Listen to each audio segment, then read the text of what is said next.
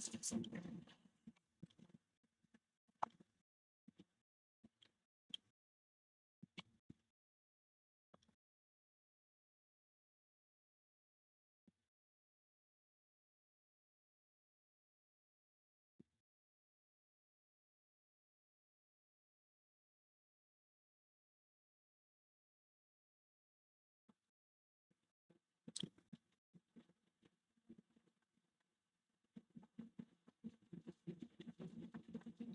think it's working. Are you guys here?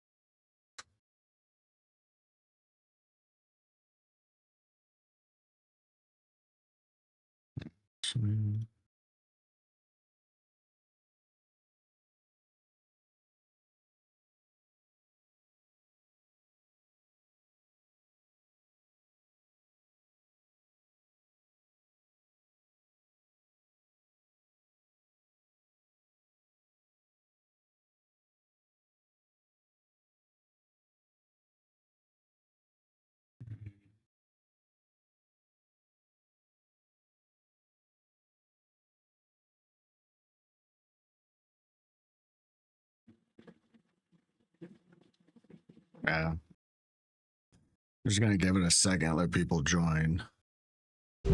6 strippers From different places, different lives. Some of us are veterans. This is nice. sharing houses. Pause right there.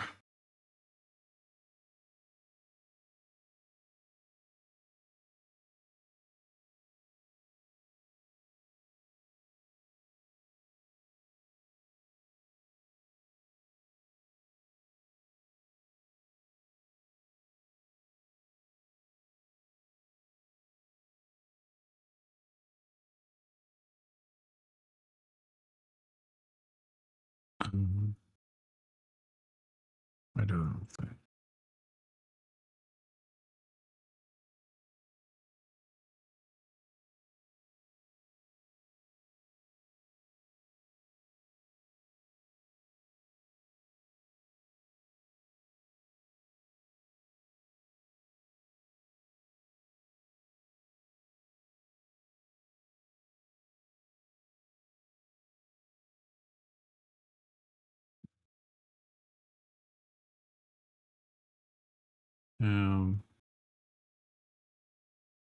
Nice.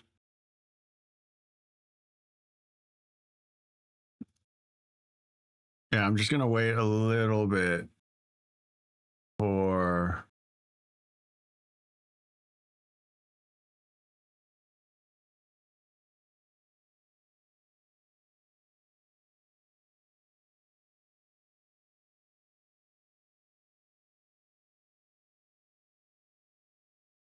oh Ian, I just read your Discord about the scruff guy. I'm exactly the same. When someone makes a comment like that, like I'm just like, I'm done. I got it. All right. It's too pretentious, man. There's 6 episodes. This is the last one. It was too short. I mean, we filmed all this in 5 days. We filmed 6 episodes in 5 days.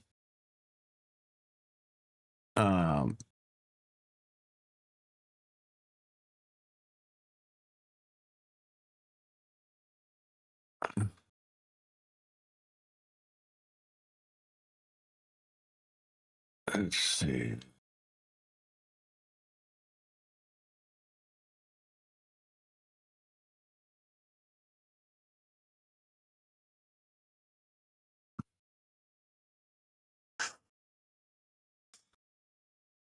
It was, and I think we only got paid $500. At least that's what I got paid. I don't know what the other guys got paid. But like I didn't do it for the money. I did it. I did it for Matt. I did it for Matt Cullen.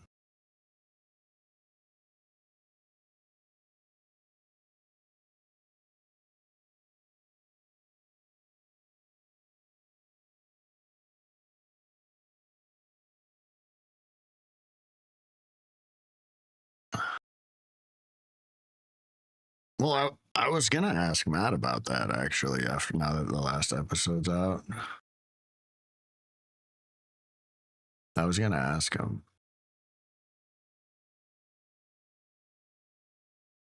Like, where are they now? Yeah, I don't know how they would do the second season. I think that's why they had Damien out so that they could add a new person if they recast it. I mean, I don't know. I don't know. I if they do,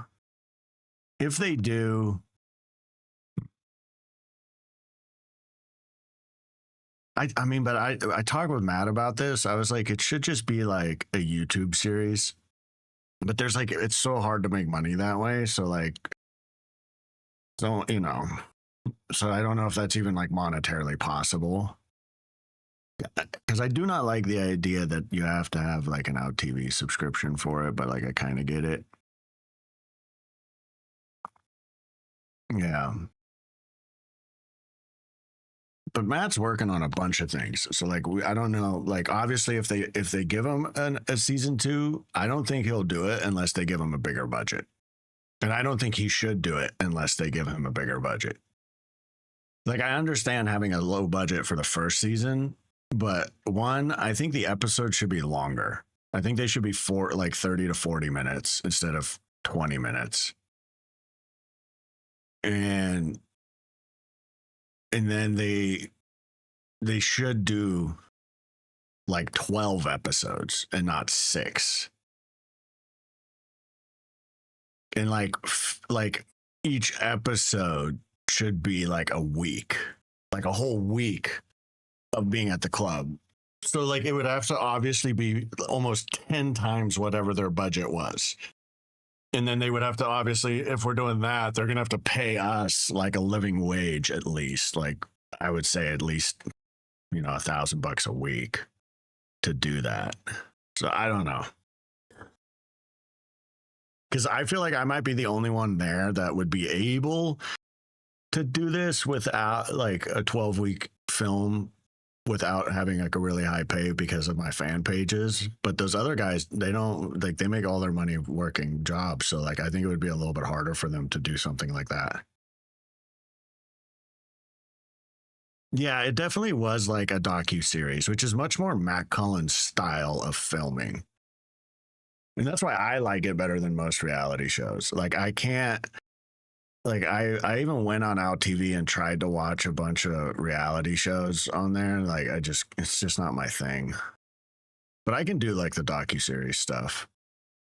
I actually prefer docuseries. There's a lot of docuseries that I watched that I really liked. I'm gonna wait 6 more minutes. That gives everyone about 15 minutes to hop on. Yeah, I know. I know docuseries isn't reality, but like it had reality TV elements to it. Like there was like the drama was, what do they call it?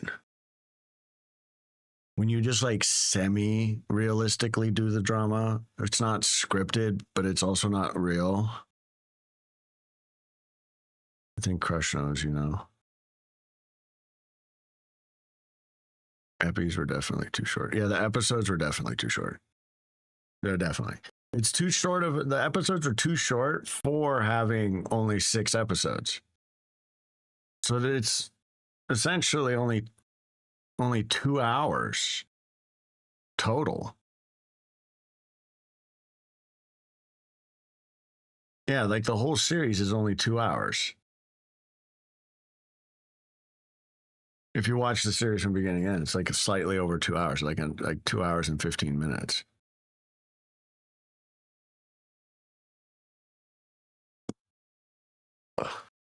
So we'll see. We'll see.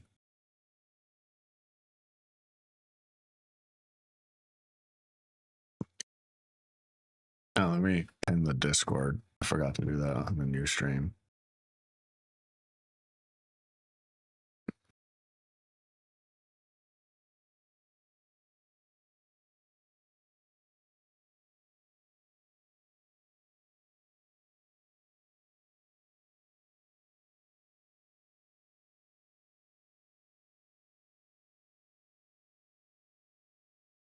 No, they definitely didn't.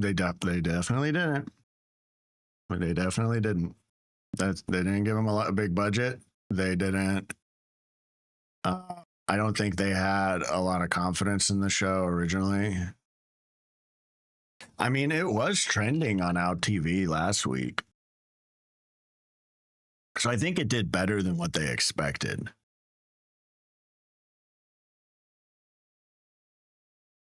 And yes, I know I said it, and you probably shouldn't say it.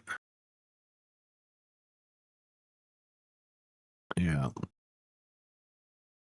I probably shouldn't, but Out TV doesn't pay my bills.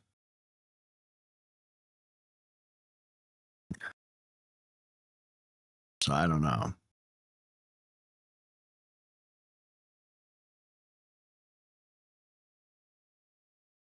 All right, we got enough people in here.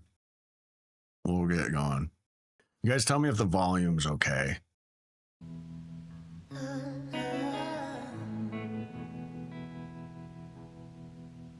Middle of August, trying to keep it cool.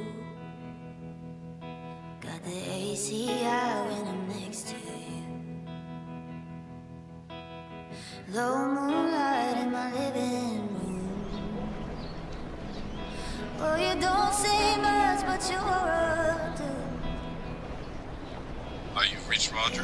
Leave a message and I'll give you a call back as soon as possible.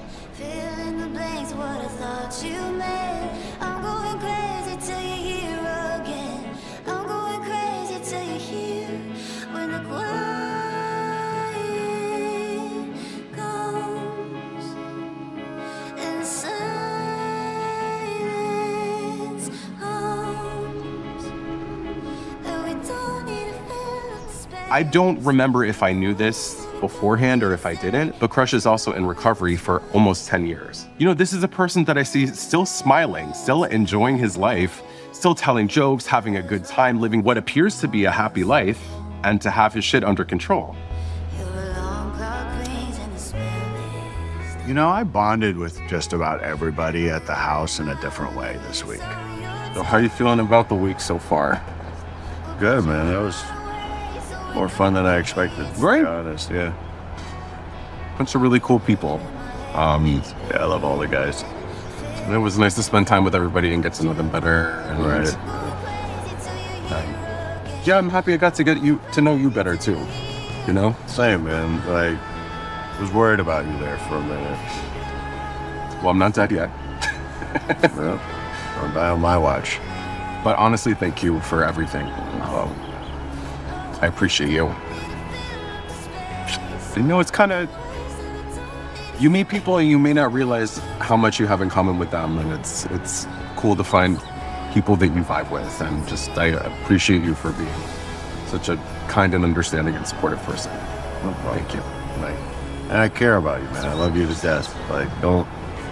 I care about you too. And you helped me more than you know this week. Same. Me and Damien really bonded over the sobriety. I think we both feel like we can go to each other for really tough emotional things. You're awesome. I appreciate you. Let's stay in touch more after this. For sure. Yeah, no, Yeah. for sure. Can we please? Yeah. Fall asleep too much. That was real. I remember when we filmed that. That was very impromptu. That wasn't scripted or like planned. But me and Damien did like connect a lot during the show. And we've stayed in touch since. Because like I've said, Damien is just like one of my favorite people. Like I love that guy to death. But like yeah, I think both of us, when we were filming the show, both of us were just like kind of going through a lot of tough stuff. Nothing insane, but just like, you know, when a bunch of little things happen and they compound. Like, I think both of us were in that phase. And so, like, we were able to be there for each other a little bit during the show, like, as, you know, just like to let each other know that somebody cares, if that makes sense. Yeah. You know, I'm going to go have dinner with him in 2 weeks when I'm in Florida. We're going to go have dinner. And you keep it cool. My mom knows that I got casted for a reality show because I obviously could not tell everybody that I got fucking casted for a reality show, because they all said it to me too. Like, you need to be on a reality show. And I was like, guys, I'm on a reality show. So I would like send them pictures of like the camera, but like they wouldn't know where we were at or what we were doing. And they're like, what are you filming? And I was so offended. They honestly asked me if I was filming a porn scene like every day. And I'm like, I don't even have an OnlyFans. Like, how am I shooting a porn scene? Like, they all have an idea, but they have no idea what this show is about. I also signed it in. Yeah, I can't talk about it. Jax is so... Jax cracks me up every time. Oh my god. Are you filming a porn scene? Yeah, it was about, yeah. It wasn't as big of a production crew as what a porn scene would be, but yeah. What a week, guys. How are you feeling? Oh my goodness. I'm feeling great, honestly. It's been beautiful to watch you guys all get closer and form different connections that I didn't think was gonna form. I really feel proud that I feel like the intentions of this series really came true, and you guys have formed these close friendships that wouldn't have happened if it wasn't for the show. And I was thinking a good way to kind of end our time here would be for everybody to write down on a piece of paper something that they want to let go of. You write it down and you'll put it in the fire and it will release it from our life and we'll move forward.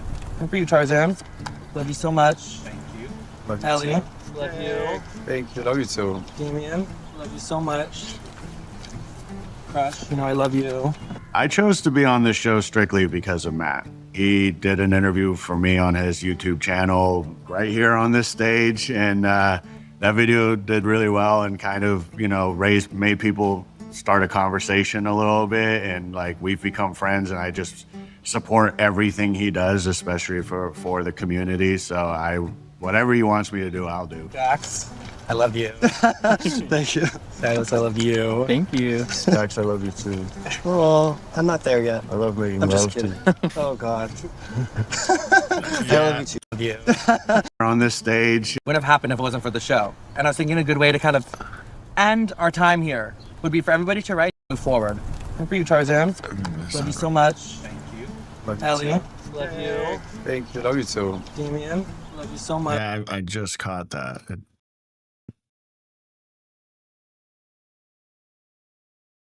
It's so weird that it's doing that.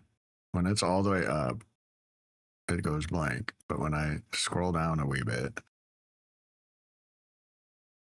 then it's fine. It's so weird. There we go.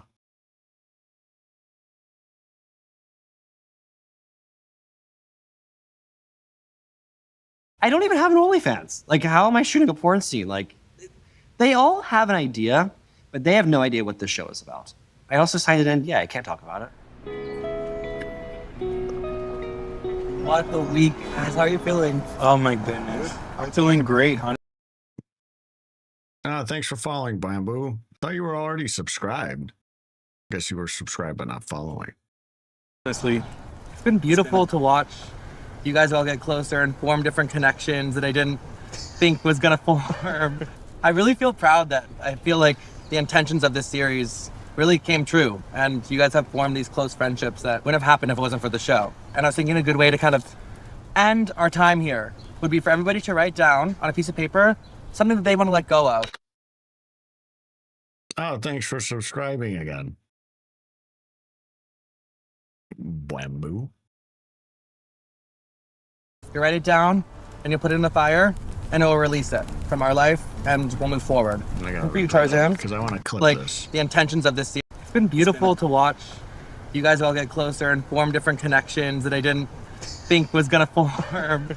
I really Love feel how it proud panned that to I us. feel like the intentions of this series really came true, and you guys have formed these close friendships that wouldn't have happened if it wasn't for the show. And I was thinking a good way to kind of end our time here would be for everybody to write down on a piece of paper something that they want to let go of. You write it down and you'll put it in the fire and it will release it from our life and we'll move forward.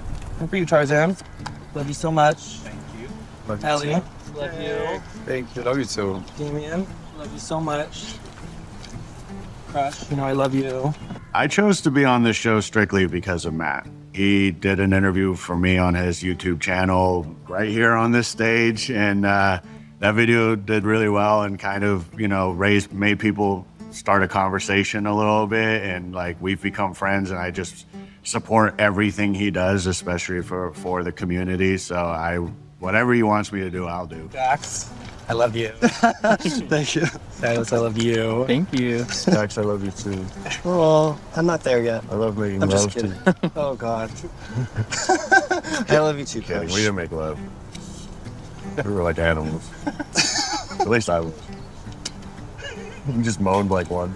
Get tired dog. Crush. Let's start with Silas. I wrote fear of not fitting in, releasing that. And I wrote the fear of being judged. And I wrote fear of not being accepted. And I wrote self-doubt. I wrote shame. Good. Teamwork. And to top it all off, I overcame the stagnant feeling of trusting my peers, who's only been reciprocating the level of respect I give. I love that. Love you, Tarzan. We love you, babe. We love you. I love you guys. Thank you so much. It's interesting that we all kind of said the same thing. Which is true. It actually makes sense because our line of work has a lot of big stigmas around it, and I arguably more than most lines of work.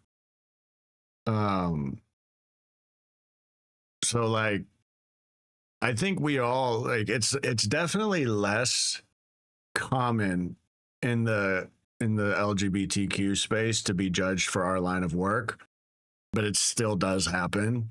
It happens enough where it's extremely noticeable. And definitely just in general hetero society, like our line of work is extremely judged as like a negative. Like most people think we do this because we're desperate or because we can't do anything else, or like we're damaged goods essentially. Like there's a stigma that if you're in the SW line of work that you're damaged somehow, that you're like you've got serious mental health issues, your life is insane, you did this out of desperation, you're mentally ill, like all these things, which like in my opinion, after working in multiple industries, like very different industries, from corporate office jobs to fitness, and even like blue collar jobs, like I don't think the people in the SW line of work are any more mentally ill or damaged or doing the jobs out of desperation than the people in any one of those other industries that I was in. I would, if anything, I would argue that that when I worked in the fitness industry, like people were the most mentally unstable, or the least mentally mature group was when I worked in the fitness industry. And I would say honestly, like even corporate office settings, because corporate office settings are so fake, like everyone has like a fake candor, like everyone's acting extremely professional, and it's not, it's not authentic at all. That like you can hide a lot of, like you can see it, you can hide a lot of just like mental immaturity behind that facade of professionalism. So I wouldn't say that being an SW like means that you're more likely to have mental health issues or to be in terrible circumstances, or that you're doing this line of work out of desperation. Like, yeah. But I would say that I would personally, between LGBTQ and hetero, like, that it's a little bit less frowned upon or stigmatized within the LGBTQ space, because generally it's a very sex positive community, where the hetero community isn't as sex positive. So I think that's why we all said the same thing, because, like, for different reasons, like for the same and for different reasons. I think we all said the same thing there, essentially, because that is primarily what we are all dealing with, is that people assume that because we're in this line of work that we're more damaged than what we really are. For spending the week here, for trusting with your stories, and for all being so vulnerable and willing to just open it all up for all of us, because I feel like people are watching and to learn so much from you guys and find so much inspiration through what you guys have shared. So I really thank you on behalf of myself and everybody watching. Thank you for Thank you. what you're doing.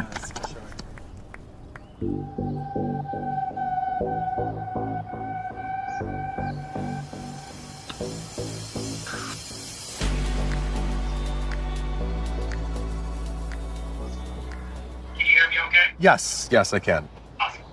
How's everything going with you? Everything's good. I think I want to leave stripping and pursue burlesque and performance art full time. Okay. Which is kind of like a big risk, sort of. But I don't know, I think things sort of like serve us differently at different times, and I think that would right now probably maybe serve me better. Like, I'm aware that it's going to be a lot more of Before I go on, I gotta show you guys this. If you're not in the Discord, I'll put it on here too. I gotta show you guys Damien's Instagram. It's like something Babylon.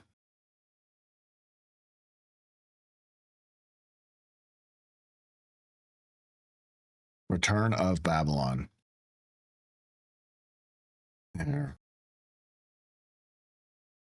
You guys go follow him. He's genuinely. There's his Instagram link. I'll put it in the Discord too.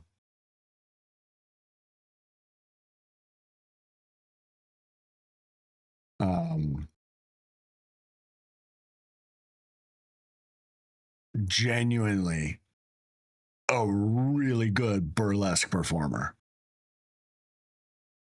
Like, genuinely one of the best I've ever seen. Not that I've seen a ton of burlesque. I've seen maybe a dozen burlesque shows in my entire life, but wow, like, he puts on a show, dude. So go look at his Instagram if you have a second.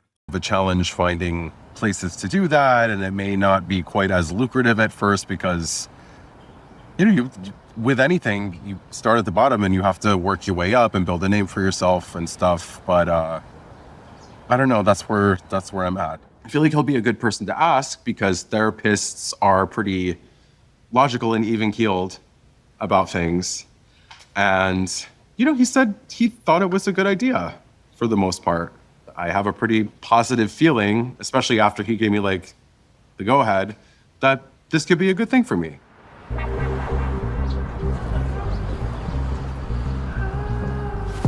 I'm about to go in and apologize to Rue for making out with a customer last night and hopefully get my job back because I don't have any other choice.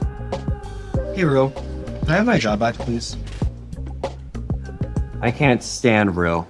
No.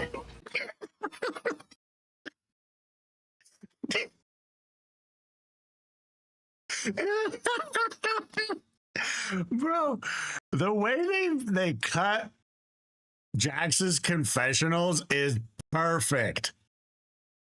Oh my god. You guys have to admit the way they cut his confessionals is amazing. Oh man. Ian, I think you missed the last episode with. I'll watch it after this. We'll go back and watch episode 5 after this again.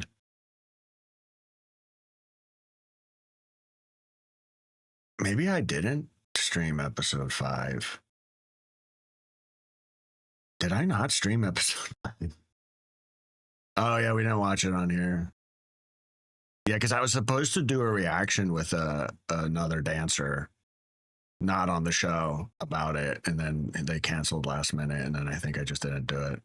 Okay, we'll go watch episode 5. We'll go watch episode 5. It doesn't really like make a difference if you watch this one first or the last one. Like you're not missing anything. But we'll watch episode 5. Especially not with that attitude. I'm sorry, but I just like I need to finish what we're doing here, and I apologize, but I have a contract that I need to finish. Yeah, but you pissed up. You know exactly what you did, that we have to cancel your contract. You know, you completely broke the one rule that you know you're not supposed to. I understand, and I am sorry for that action, but I have a contract with the show, and I need to finish. We have a final performance that we have to complete and perform. And if I'm not in it, then that's a whole lot more explaining to do. Sorry, hold up. I'm in the middle of the stream. Go ahead. I wrote Cisco just to let him know if make sure that's the right airport.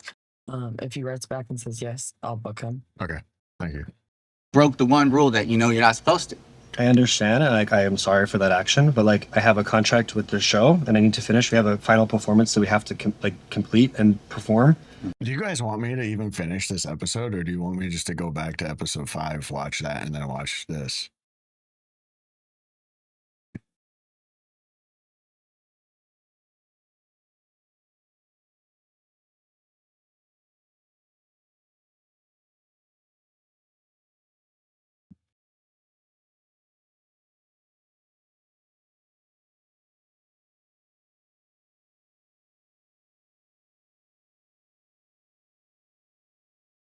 I mean, we're only 8 minutes in. Yeah, okay, just finish this one. All right. Mm-hmm. And if I'm not in it, then that's a whole lot more explaining to do. No, thanks wow, for the that follow, doesn't sound beef. like it's my problem, though. I understand that, and I'm apologizing to you, but I don't know what else to say. I don't know what else you want me to do. Do you even know why you were, canceled here? Yeah, no, I understand. I made out with the customer at the bar. It doesn't make the bar look nice. I'm apologizing. I can say I'm not going to do it again, and hope that you believe me. But I don't know, if that's going to do it. Okay. Well, let's elaborate a little bit more here on this. You did it on camera. Yes. Hey. Okay, that sets a expectation to other customers that dancers are here to just make out with you. And so that's not what we're going for here at the club. We want to make sure that the product that we're offering is not making out with you or doing... I'd rather see what you missed. All right, well, okay, now I kind of got to go back. All right, what we'll do is we'll go back to 6 strippers. There you go. I've grown tired. There we go. I've grown tired.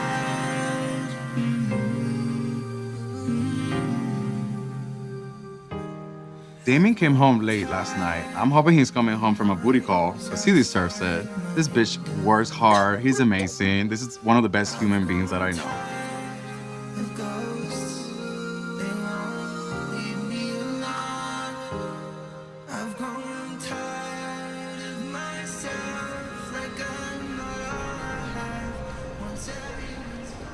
So how are you enjoying working at the club now? It's been fun. I mean, the money has been great. So Yeah, you can't really That's beat good. the fast cash. Yeah. It's you walk in, you know you're gonna get something. So I wanted to ask you, how do you feel being a smaller guy at the club? Because everyone is so macho and big. It's a little intimidating to be around all of that. Yeah, my first 3 days I had worked there, those 3 days was the biggest test of my life because I felt like I don't belong in here. Yeah. And they were not the most welcoming. No, I know what you mean, but I do feel pressure to gain weight and fit that stereotype, I guess. Yeah, it's hard because you go in the back, they're eating constantly, and they eat so they're doing much. juice, and they're they're. I know. they're Yeah, the definitely- steroids is a whole nother level. Yeah, but as long as you just stay true to who you are, I think that that's all that matters. It is difficult because you feel like you're under pressure. It's nice to be able to bond with someone who also maybe feels like he's on the smaller side compared to some of the dancers at Johnson's. To know that Jax has been doing this for a while and is able to make money and is able to be appreciated for who he is makes me feel a lot better going into it. I just wanted to kind of let him know that I'm always there for him if he needs anything, because we were really a select few at this club. Knowing that we What they're talking about is that Johnson's, most of the guys are bodybuilder looks. So they're really big, taking a lot of juice type of guys. Not necessarily tall. They're not all tall. Most of them are not very tall. But there's not a lot of twinks that work at Johnson's. There's maybe like 6 or 7 out of like 70. And so I actually think the twinks make more money, to be honest. I honestly think they do, because if they come, 4 of them show up in a night, and we have 50 dancers, and the other, 45 of them are big muscle guys. If someone's into not the big muscle guys, like a top or something, there's only 4 guys to spread that money to. So and some of the biggest spenders I've seen at Johnson's are into twinks. They're guys into twinks. They're older tops that are really into twinks or into younger guys. And so I don't think the whole misconception that the bulky guys make, because it's more to spread around. There's more competition. There's less competition with them. I think they make more money. I would argue they make more money. I don't think they make more money than the top guys at the club, but they definitely make more than the average. I would say all the twinks make more than average. And then the top guys, the top muscle guys, obviously make the most. We all make money, and at the end of the day, we all are getting paid because somebody likes us for ourselves. They don't like us because we look like something else. Yeah. It's nice to have a uniqueness, but that's also why I don't want to work at another club, is because everyone says the money at Johnson's is just better. It is. And it does seem like it is. And there is that stereotype that you have to be a certain size to be there or to be working there, but it makes people even more attracted to you because they're like, who is that? And then they see what you're doing or how you're acting or how you're talking. No, I have guys come up to me and they're like, oh, I love that you're so lean. You're my type. Yes. And I'm like, okay, great. Yeah, exactly. Yeah. Just own it. Just you're you, and these old men are going to be obsessed with it. Let's hope so. I mean, you know that. You go with that. They're so desperate. They need you. This is an older demographic, but it's just an older clientele. We're working at a glorified sales position. Mm-hmm. We could essentially put this on. We're the products. Yeah. And the salespeople. Yeah. That was an awkward little. Late night last night? Not like that. Not in a fun way. How so? I met up with my ex, and it was kind of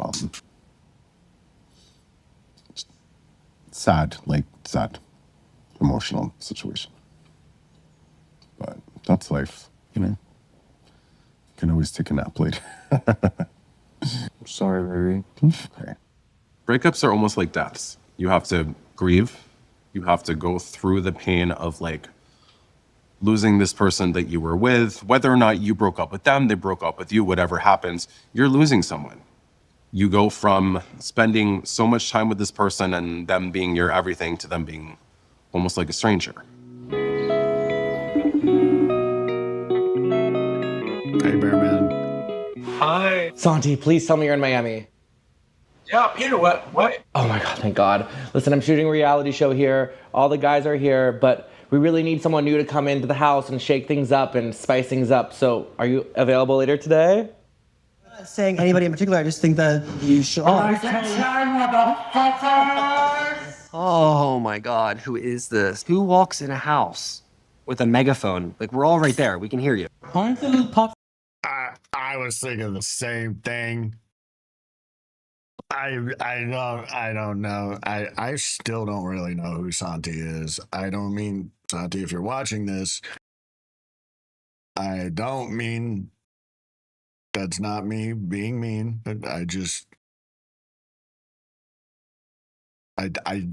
I think you're more famous outside of my circle. And I think you think that I'm one of those people in the circle that knows how famous you are. I guess you're a dancer and a singer. But also, this was for the show. Like, I don't know if this was really him. Like, was this a character? Or is this really what he's like? Because I only seen him when we were filming. I never talked to him off camera at all. It does seem forced. You're right. Can you imagine if I came into your house with a megaphone? And just started yelling stuff? Like, even if you were a fan of me, imagine if I just came into your house with a megaphone. Start from like Venezuela. That is me, bitch. When Santi comes in the house, I immediately knew who he was. Congrats, Santi. Who is he, first of all? Apparently he's famous for something. I'm supposed to know who this is, I think, because everyone's like, oh my God. I just signed up for these 6. I didn't sign up for an extra. What are you doing? I don't know who this is. Part of being a stripper, fun fact, I used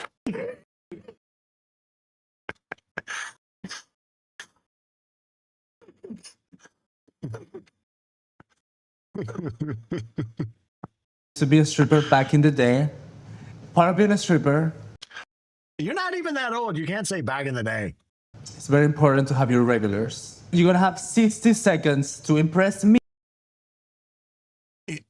Do you remember how I didn't like Jax at the start? Yeah, I don't think you're alone in that. Nobody likes Jax in the beginning. It's not just me and you. It's like everyone I know doesn't like Jax at first and then loves him later. Me and make me come back to get more of you. Are you bitches ready? Look at my face.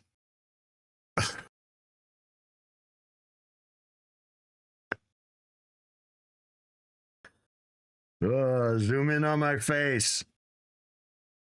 Oh boy.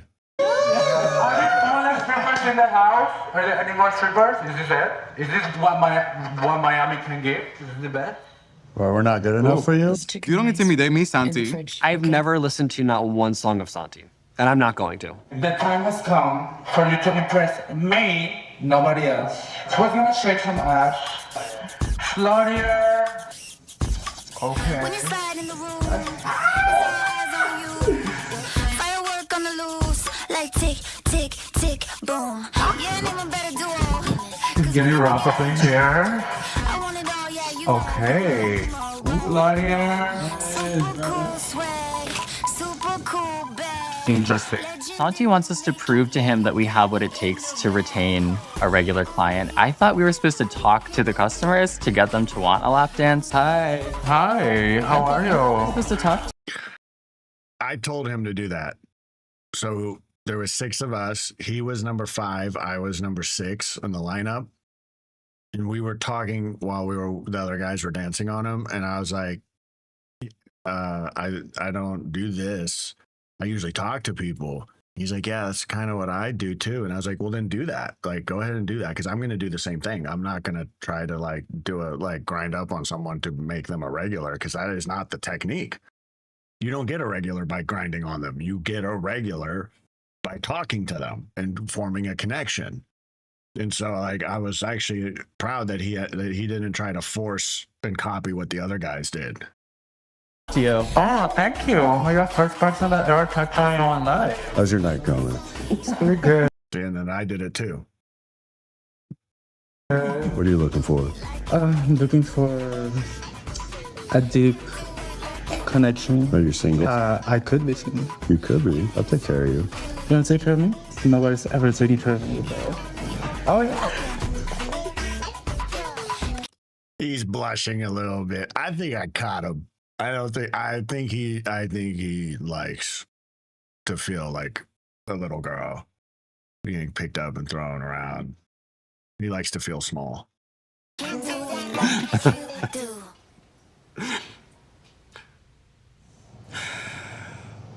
That was interesting.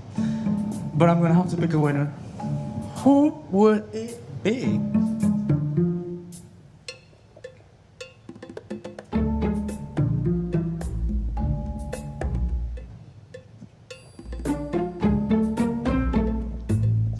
I almost grabbed his hand right there and was like,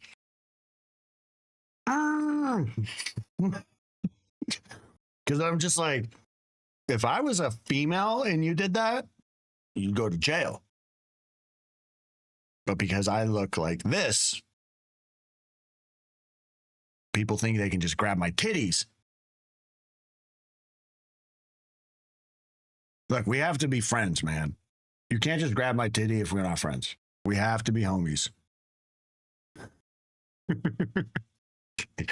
If he did the boop on my nose like he did to Silas, I would have broken that finger. Let's all hold hands. It's a prayer circle. I think we need prayer. We need a prayer. Yeah. The state of this country is really fucked up right now. And we are strippers. We're bringing entertainment. So there's no need to fight, bitch. We have a lot of people behind our asses right now. So we need to stick together as a community. Okay, Diva? You heard? Santi's a diva too. Baby. He's a diva too. There's no winner tonight. You all are winners. Perfect.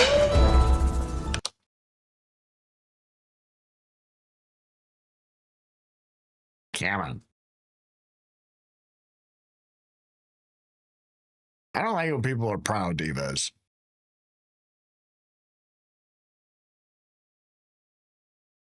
Yeah.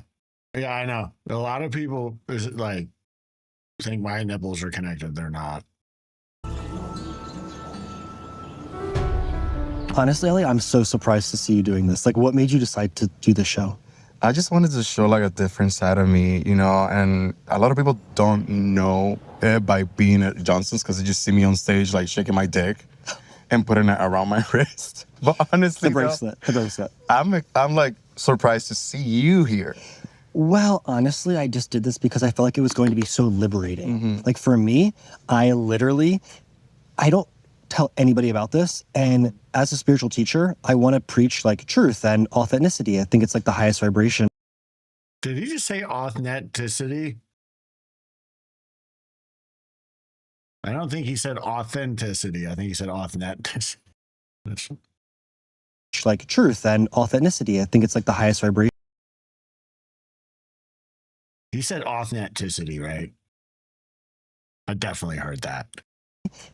I don't tell anybody about this. And as a spiritual teacher, I want to preach like truth and authenticity. I think it's like the highest vibration. And to be a stripper and to not tell anybody would be like lying to not only myself, but my people. This show is probably the most spiritual thing that I've ever done. I've drank ayahuasca so many fucking times. I've eaten so many mushrooms. I've gone on so many retreats for weeks on end. I've done every single spiritual thing you could possibly think of, but this series has been the most spiritual thing I've ever fucking done in my entire fucking life. This is liberating. We're not what they think that we are.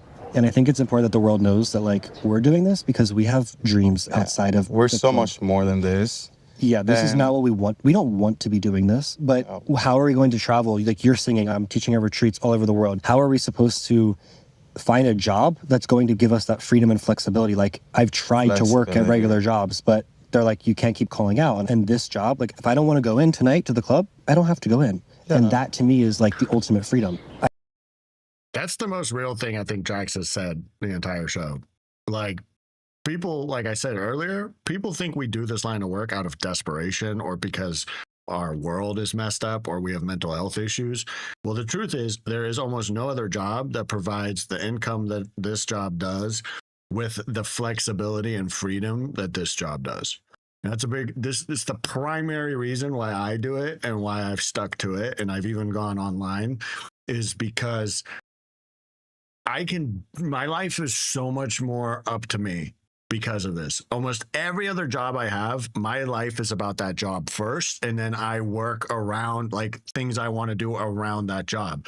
Where with this type of work or the online work that I do now, I can adjust anything any way I want. Like it's not like I look at my work schedule and then I see if I can plan things around. I call my boss and I'm like, hey, can I have this day off in 3 weeks so that I can go do this? Like, I don't have to do none of that. If you don't want to work, you just don't work. If you want to work, you work. And it's like, I want to travel that week, I want to travel this week, I don't have to call nobody. I don't have to be like, can I get time off, please? Can I get someone to cover my shit? It's none of that. Like, this is like the main reason why I think most people do this job is for the flexibility. I had to hide it from my family and friends because of that stereotype, but I'm done. Like, I just want everyone to know. I'm so envious of people like Jax and Ellie who have these clear visions for what they want their life to look like, and they're following something that they're really passionate about. I don't think I know what that is for me yet.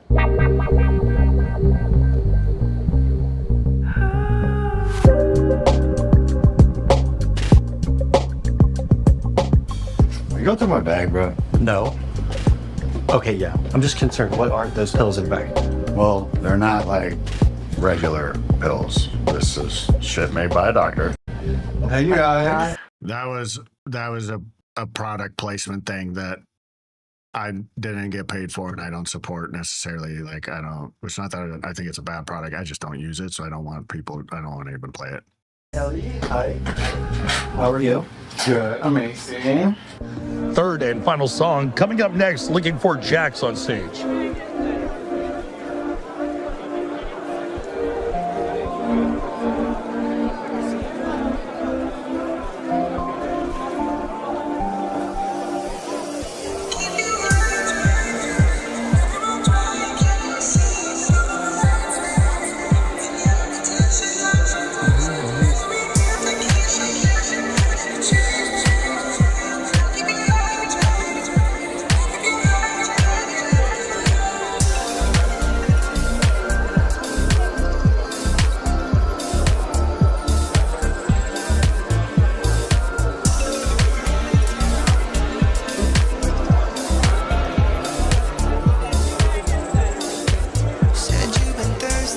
Oh my God, you came back. Yes, baby. It's good to see you. No way. Yes. Yeah, I'm pulled out a lot though. Just for me. I'm telling you. Are you serious? I'm gonna take you out of here. No, you're not. Yes. You're gonna change my life? Absolutely, yeah. What is this? Something for you. I didn't even do anything. 400. Yes. You didn't even do anything. I'm telling you, I like you. I'm gonna take you out of here. Yes. Hey. What the fuck? Did Jax just kiss a customer? You're not allowed to do that. It's petty, but you're technically not allowed to do that. I think it's illegal. I think it might be illegal in a lot of states in the US. I don't know what the rules are up in Montreal, but yeah, you're not. I think it's petty, whatever, but like it is a rule. He's in trouble.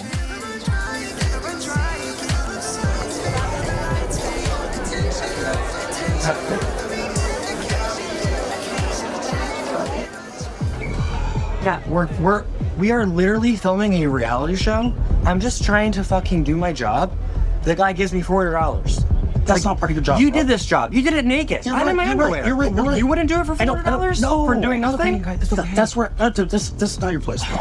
Kissing a client at Johnson's is highly frowned upon. Like my first day I ever worked last year, I kissed a client, and the guy at the desk, it wasn't Rue, it was somebody else. He was like, "Don't do that. If the owner sees that, you're gonna get fired." And I was like, yeah, maybe it's not illegal. I think it's just Johnson's and in most clubs here. I know that in Texas it's illegal. I'm almost positive in Texas it's illegal. I'm not 100% sure. Because the Texas, the law is you can't imitate any kind of sexual act, and kissing is lumped in with that. Like you can't hump. And then in Florida, I think they might only be like, you're not allowed to hump and grind. But there are laws around it, but it's very gray area. So like a lot of places just say no to all of it just to be safe. But I do know, yeah, Johnson's is very, very strict about that. But I've kissed customers at Johnson's, just nobody saw me. Okay. And I fucking did it again. Jax is definitely a troublemaker. He knows how to throw some wood into that fire and, you know, flame it a little bit. I couldn't help it. If someone hands you $400, Yeah, man, I would kiss the customer for $400. I'm sorry.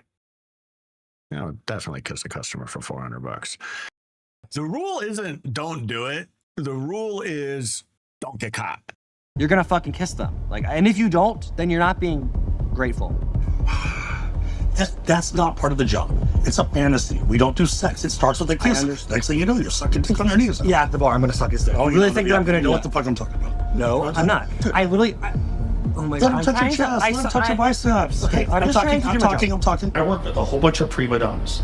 My bartenders are prima donnas. My dancers are prima donnas. They're all special. And when they get told, Matt is a fucking prima donna. Matt is 100% a prima donna. As much as he likes calling other people prima donnas, he's a prima donna.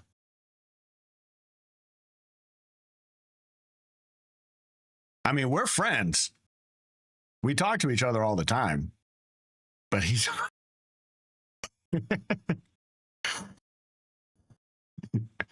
I think he did too, and I don't think he would, like, if this was off camera, I don't think he would have handled it the same way, to be honest. I think he would have been much more chill about it. oh no, they act like a child.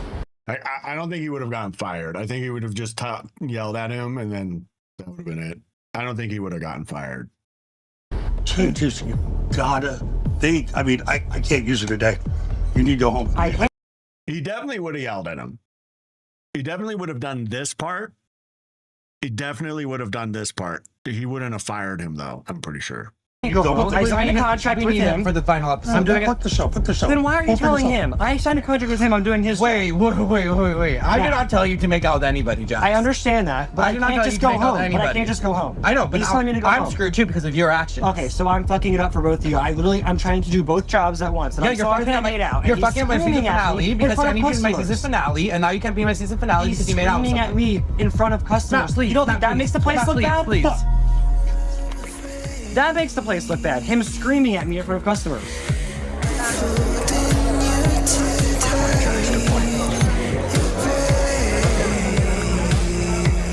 The entire show is fake. If you see anything on TV, it's fake.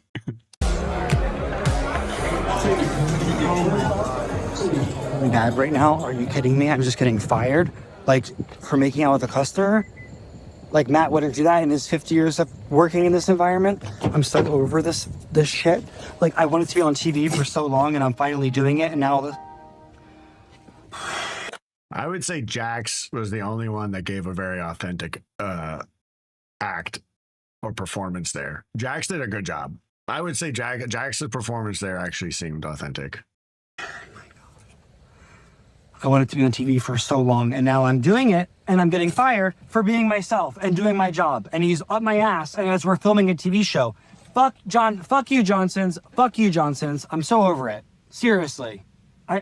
I'm Your so loss is illegal when we got out of the customer. It is in some places. I think in Texas, it's very gray area. So it like depends on the judge, the prosecutor. I don't think anyone will arrest you, but I do know people who've been arrested for that type of stuff. In Texas, I am not sure about the rules in Florida. Florida is definitely more lax than Texas. But so I'm not sure what are Johnson's rules and what are the state's rules.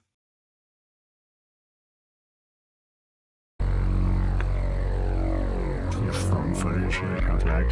Also, like, why would Jax film that? Like, if he genuinely got fired, why would he film that part? Like, if I just got fired from Johnson's, I wouldn't be like, I'm gonna record a video, right? Like, he's not a content creator, so like, why would he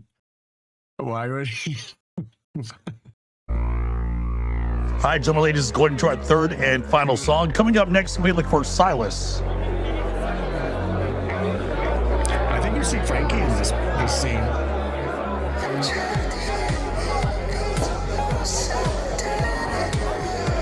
Let's see. Yeah, there she was. We'll see her again. I don't want to catch too much of this. There she is. Look at Frankie. Look at Frankie. Oh, she looks so cute. I have such a pretty girlfriend. I am such a pretty girlfriend.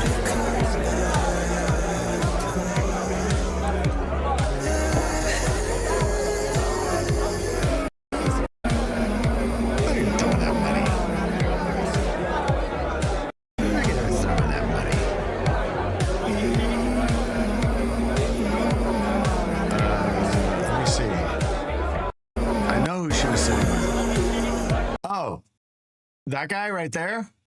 Is that who you're talking about?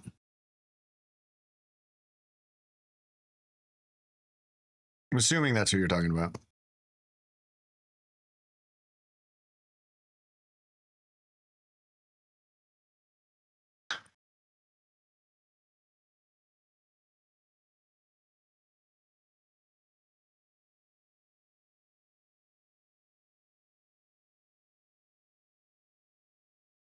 It's this guy. I put it in the Discord too.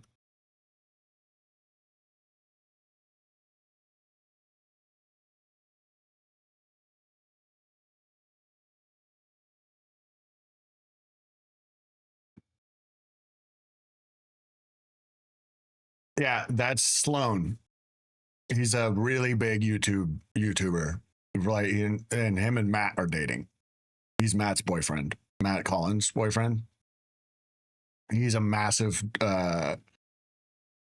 drama investigative journalist on YouTube. But I don't know if journalist is the right word. But like kind of like he does research on celebrity and famous people drama kind of. And it's like he goes really he really tries to find deeper answers to what's going on. And he does he has a really big YouTube channel. I put his Instagram in the chat and in the Discord if you guys want to check him out. Yeah, that's Matt Cullen's boyfriend.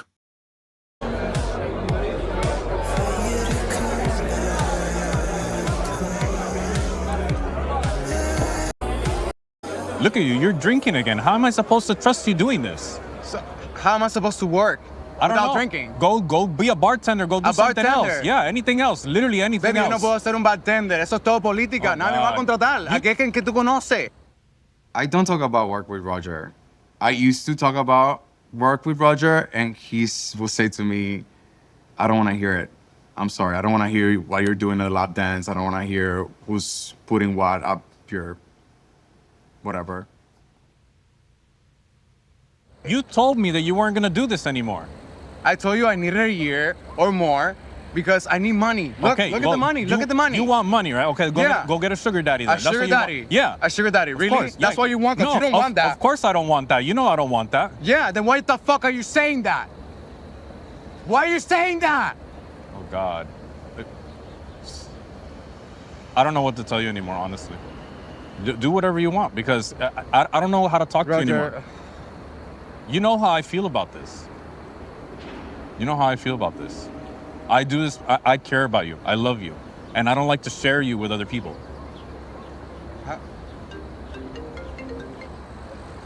Hello? Yo, where the fuck are you? I need You're on some stage. Can you stay here for 15 minutes? Can you stay here for 15 Are you minutes? serious? Are you serious Can right you now? stay here for 15 minutes? You know what? Fuck you. You know, like...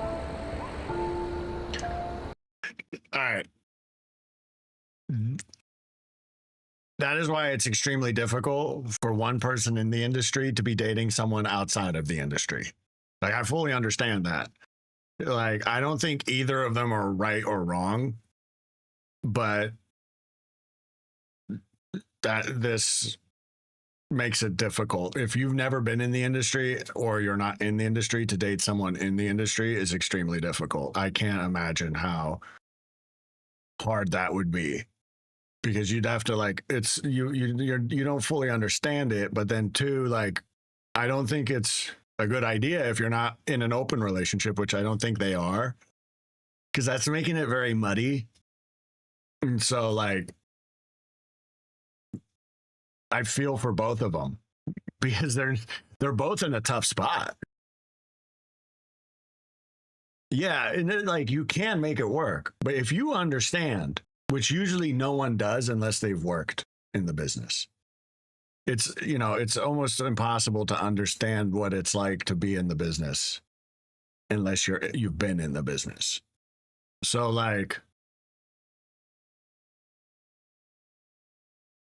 I don't know what the right answer is for those two. I don't. Because neither of them are right and neither of them are wrong. It's just it's like trying to fit a square peg in a round hole.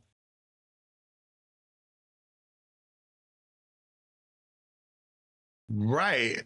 Yeah, Ian, you're right. But it is difficult to have open communication about that. So I'm not saying it's not possible. I'm saying it's difficult because the person not in the industry will never fully understand the business and how it works. And the person in the industry, because they're in the industry, is going to have trouble. It's going to be really hard to adjust to make it work in a closed situation. I'm not saying it's not possible. I know lots of people who've made it work, but usually like both of them have worked in the industry. It makes it a lot easier. Yeah, it's definitely possible. I've dated someone in the industry before I ever worked in the industry.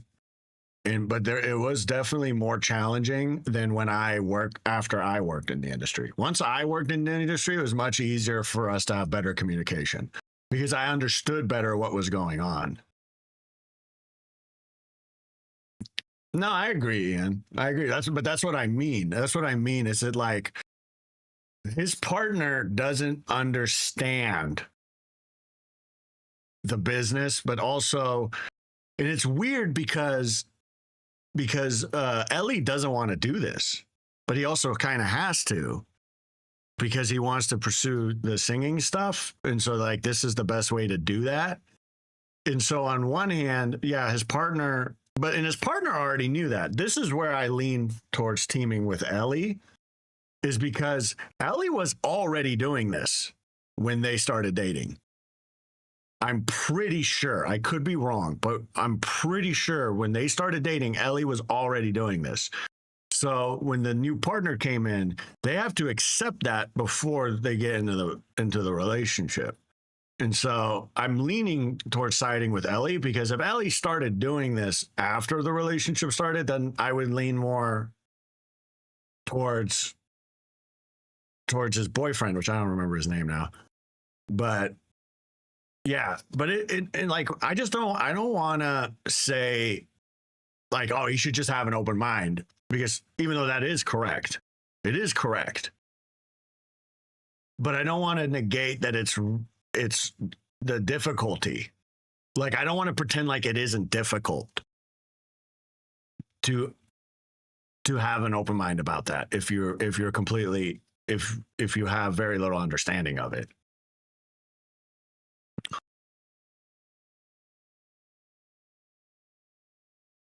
Yeah. I mean, the way me and Frankie do it and the way me and my ex did it before I entered the industry, because even my ex-wife was a dancer, and she started dancing after we were dating. She started dancing after we got married. And but the way we did it with the communication is everything's discussed. Like everything is discussed, even small details. And that worked for us, because then it feels like kind of, but no. See, like, I don't think it is having a throuple, because you don't understand how, like, in the industry, like, there's so little actual connection. It's purely transactional, and it's nothing like being in a polyamorous thing. It's nothing like that. Because, and like, that's what I mean by how I didn't fully understand it until I did it, where everything is so transactional that there's very little true like connection or there. And it doesn't even matter like who the person is. It's more the atmosphere of the job, that it doesn't feel like a throuple thing to me at all. Like, because I've done that too, kind of, where like we have like, I'm dating someone and then we have like a friend with benefit thing or something on the side, or like, it doesn't feel anything like that. It's the communication is still the same, where like everything has to be open and not whatnot, but it doesn't feel like that because the club is, it's so similar to just being a bartender or a waitress or a waiter. Like being a dancer is so eerily similar in mindset as being a waitress or a bartender. It doesn't feel a lot different to me. It's just, instead of selling, you know, drinks or food, you're selling attention, but the interactions are the same. Like the way you interact with the customers is, and you're trying to like create some sort of connection so that you get tipped more. You know, you try to make the customer feel good so that you get tipped more. You want to make the customer feel welcome and excited and want to be there so that they tip you more. So it's really like, to me dating a dancer versus dating a waitress is very much the same. Yeah, the transaction is interaction for tips.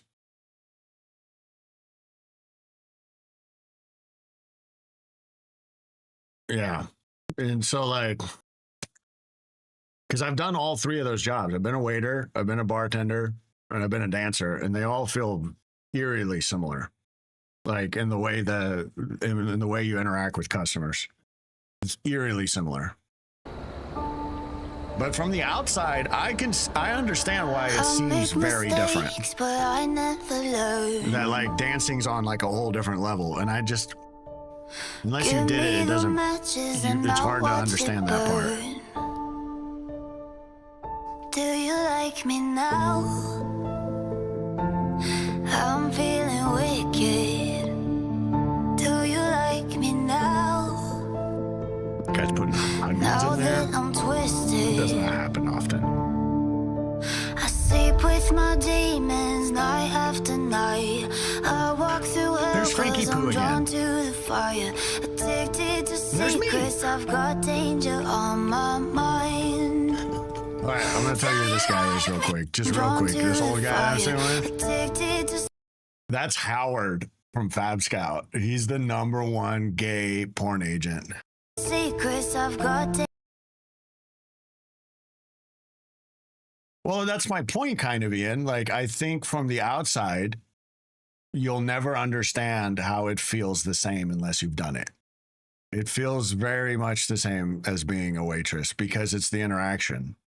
Like, I guess, yeah, you get physical, but like you don't most of the time. Most of the time, when you're dancing, you don't necessarily get that physical. And like, even when you do, it doesn't feel. Yeah. And so have I. I've been a server and I've worked at a bar. And that's my point, is like, I also thought it was very different until I did it. Until I did it, to me, now that I've done all three, they feel very much the same.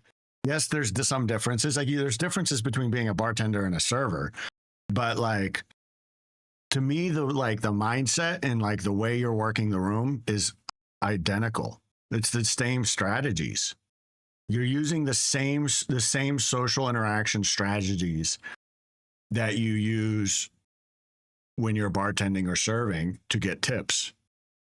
And so, like, to me, it doesn't feel like, even if I wasn't in a monogamous relationship, it wouldn't feel like cheating, because it's like, this is so transactional and like, I feel nothing.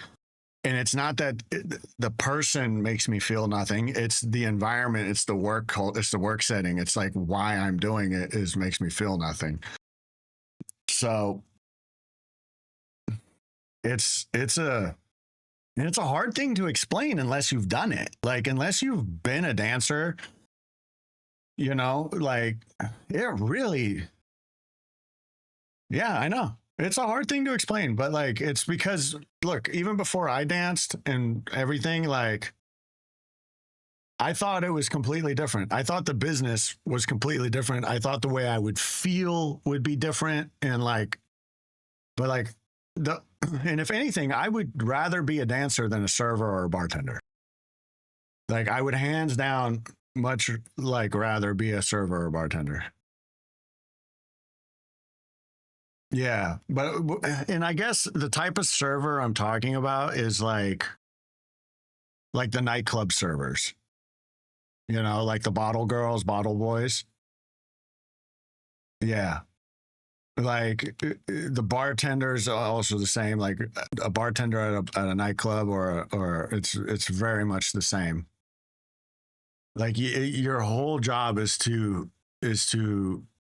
get someone, like if you want to get big tips, it's to get someone to enjoy the interaction with you. Like that was generally how it worked. You don't know what nightclubs are? Or you just you never worked at a nightclub? Yeah, and like you have to understand, this is what I mean. Like nightclub, like this is a nightclub. So like, and almost all dance bars are, yeah. There's like at Johnson's, there's bottle boys. Like so, and they're different from the dancers. So at Johnson's, they usually have three. They have at least two bottle boys that work, and they're not boys. They're grown men. They look like me, you know, and they don't dance and sell dances and they don't get on stage. But what they do is they sell tables. So you see all those tables that those people are sitting at, you have to pay for that table. And they serve food there too. So you can get food, and at least they used to. I don't know if they do anymore, but at a lot of clubs, they still serve food. Like Frankie's Club serves food till 3 a.m. And they're shirtless and with jeans usually, and they come and serve you your bottle. Like you sit down at the table and you can either take drink orders, and there's usually a 2-drink minimum. And it's very similar to like a comedy club, you know, comedy clubs. Yeah, I know. And they are, but in Montreal, someone can still buy the table. So if you're sitting at the table and someone can buy it from you, like away from you. So you can tell a waiter, like, hey, I want that table. And then you buy a bottle and then you get that table. If the person who's sitting there didn't buy the table. That's just, it's actually like, yeah, the way they work, they can actually make a lot of money. The bottle boys on average make more money than the dancers, but the top dancers make more money than the bottle boys. So the bottle boys, like, you know, if they like, I think here there's one on that end and then there's one on this end behind the camera. And there's about 4 or 5 tables. And then there's 2 booths. In the booths, you have to buy a bottle to sit at the booths. So earlier when you saw where the guy came up and tipped Ellie, there's a booth on each side of the stage there. It's like a big couch with a big coffee table in front of it, and it's right in front of the stage. No one can sit there without buying a bottle. So you have to buy the bottle to get a booth. The tables, I think you're right. I think it does work like that with the tables, except for Fridays and Saturdays. So at you can sit at any table up until I think 10 p.m. And then it's only people who buy drinks and buy bottles that can sit at the tables. So you can't sit at a table without buying drinks or buying bottles after 10 p.m. I think was the rules at Johnson's. I really don't remember because I didn't sell drinks. I didn't have anything to do with it, so I don't really remember. But I do know that like you can't sit at the big booths. It is a thing. You get a bottle of liquor. You can buy a bottle of champagne, a bottle of goose, a bottle of, you know, whatever they have.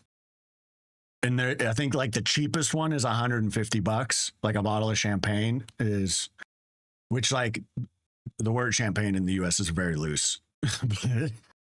But yeah, so you buy a bot like to sit at a booth, like the big couch with a coffee table right next to the stage that you can put like 4 or 5 people there. You can only sit there if you buy a bottle. And then the tables have like more complicated rules, but it's the same. And then they have servers that walk around to those, and they arguably have they usually are also male models. And it's the same at straight clubs. Straight clubs have these things called bottle girls.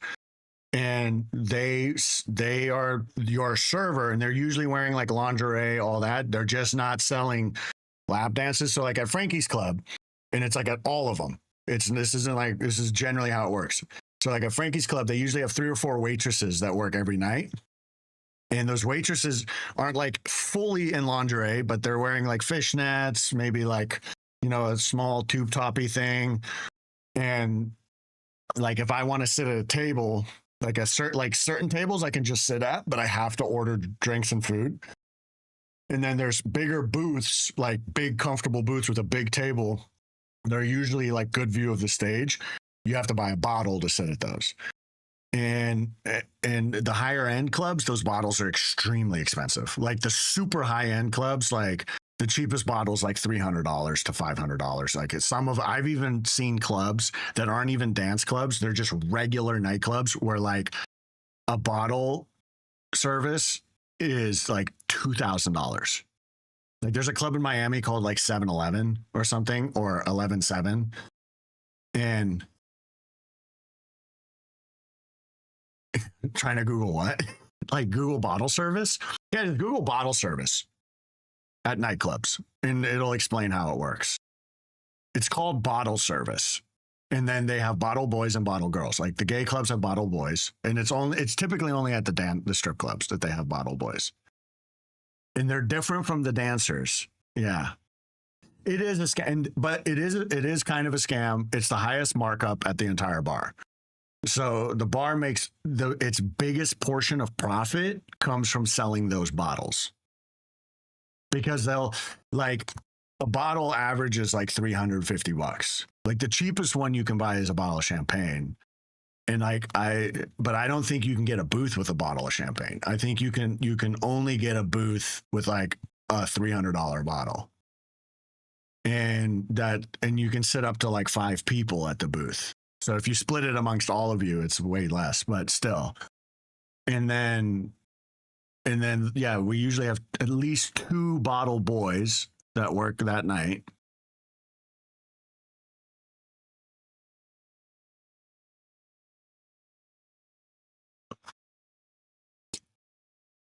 It was something that was introduced in restaurants. I mean, restaurants have bottle service too. But if you look up nightclub bottle service, like, like in Miami or something, or it's the entire US. It's not just Miami. It's like the entire US. This is how nightclubs work. Like if you go to a nightclub, like the type of places you just go, dance, party, drink, there's a lot of music. There's usually a DJ. They all have bottle service. And then if it's a gay club, they'll usually have a bottle boy. The strip clubs have bottle boys. If it's which not all of them do, but Johnson's does, because Johnson's is a high-end establishment. And then, but the clubs for women, they all have bottle girls.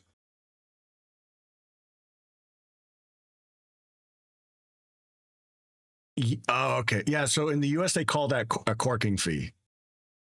So if you bring your own bottle and they'll cork it for you, and they charge you like $50 usually to do that. That's called a corking fee in the US. Or a corking service, I think. And they do that at restaurants, and they do that at restaurants here too, and they do it at nightclubs, but rarely at nightclubs. Very rarely at nightclubs. Nightclubs, they want you to buy their bottle for like fucking $500. Yeah, and then yeah, and those bottle boys. So then think about it. If they sell a $500 bottle, a $500 bottle and table, on which they usually do, on a Friday night, they'll sell 1 or 2 of those. then you get like a 30% tip on that. And they get a cut on top. They get a cut of the bottle too. It's very small. It's like 10%.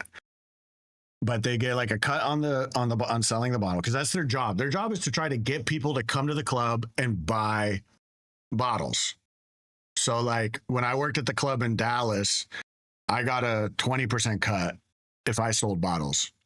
So if I sold a bottle over $300, I got a 20% cut.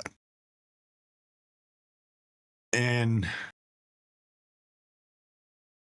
yeah, and so like they're effectively promoters. You know, the same way a dancer would promote to get people to come to the club and then go buy dances is the same thing the bottle service boys do. And so they make good money, especially on Fridays and Saturdays, because they usually sell like 1 to 3 bottles, sometimes up to 5. And then think about it, they usually get like a 20 to 30% tip on each of those. Plus they get 10%. So like they have a wage. So at Johnson's is one of the few places in the United States where they pay a living wage to their servers. So at most places in the US, they pay like $2 an hour, which you would think is illegal because minimum wage is $7.50. But there's a special rules in the US law that says that if you work at a tip heavy job, the establishment doesn't have to pay you minimum wage.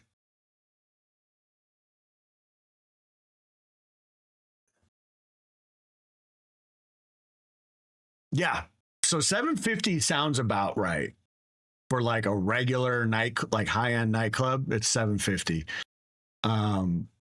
So like at Frankie's Club, they have 4 booths that you can buy, and they're all different tiers. So like one of them can sit 10 people, and it's $700 to buy a bottle for that booth. And so that one's it's for 10 people. And then there's one that can sit 4 people, and that one's $300. Mm-hmm. Yeah, minimum wage is minimum wage is $15 in some states. The federal minimum wage is $7.50. Like in California, minimum wage is $15. Yeah.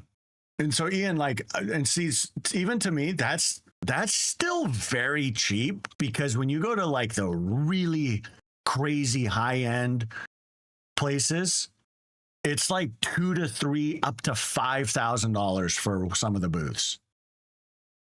Mm-hmm. Yep. Yeah. $5,000 for a full booth. And so that's probably like one of the higher end places. I wouldn't say it's the highest end. The highest end nightclubs in like New York, Miami, LA, Dallas, like cities like that, they're charging, I've heard of $10,000, $15,000 tables. And that's where the clubs make the majority of their profits, is selling these bottles. That's where they get, yeah. They don't anymore. So this is actually a dying thing, the bottle service. It was really big in the early 2000s and mid 2000s. Like 2000, like from 2000 to like 2020. There's an app called Bottle. I'm not surprised. But there, you can go on YouTube and look up the dying nightclub industry. The nightclub industry, like DJs are the first people who got affected. So DJs used to make they could charge like $50,000 to $200,000 for a weekend, right? And nowadays they're not charging they can't charge nearly as much, because nightclubs are not selling bottle service like they used to. They used bottle service has been on the decline for the last 5 years.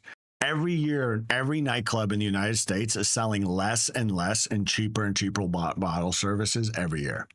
That's why so many places are closing down, or have already closed down, or are struggling, because no one buys these bottle services anymore. They're outrageous. I think it's not just that. I think it's just we were in an economic boom pre-COVID and during COVID. We were in an economic boom there was a lot of people that had more money, like cost of living was a lot less.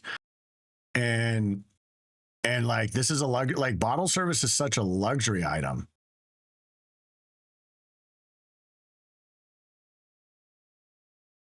Hasn't clubbing and drink culture in America and the same thing? Yeah, it has. And I think the UK had the biggest decline. Like in the UK, I think it was like they found that 40% of people in their 20s do not drink at all.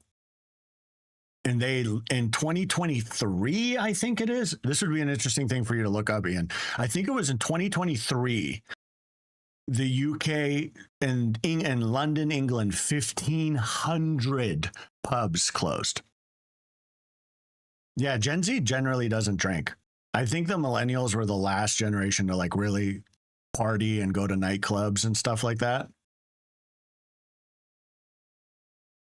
Yeah, like back when I was going to nightclubs, I was like 21, 22, and everybody else was 21 to 25.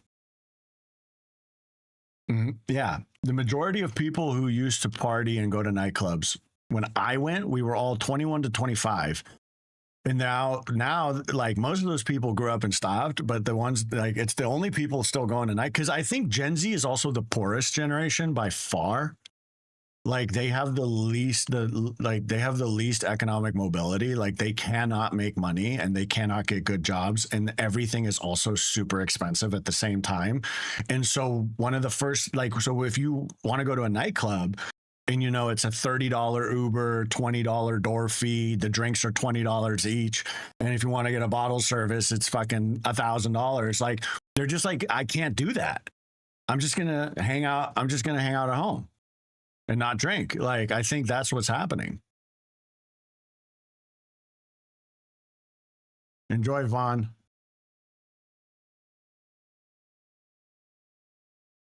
Yeah, and I think I was, because when I got sober at 25, and it was like pretty much since I got sober, I feel like everyone younger than me doesn't drink or go to clubs. Because a friend of mine last year took me on a bar crawl or some shit to like it wasn't an actual bar crawl. They just wanted to go to like 5 or 6 nightclubs and bars here in Houston.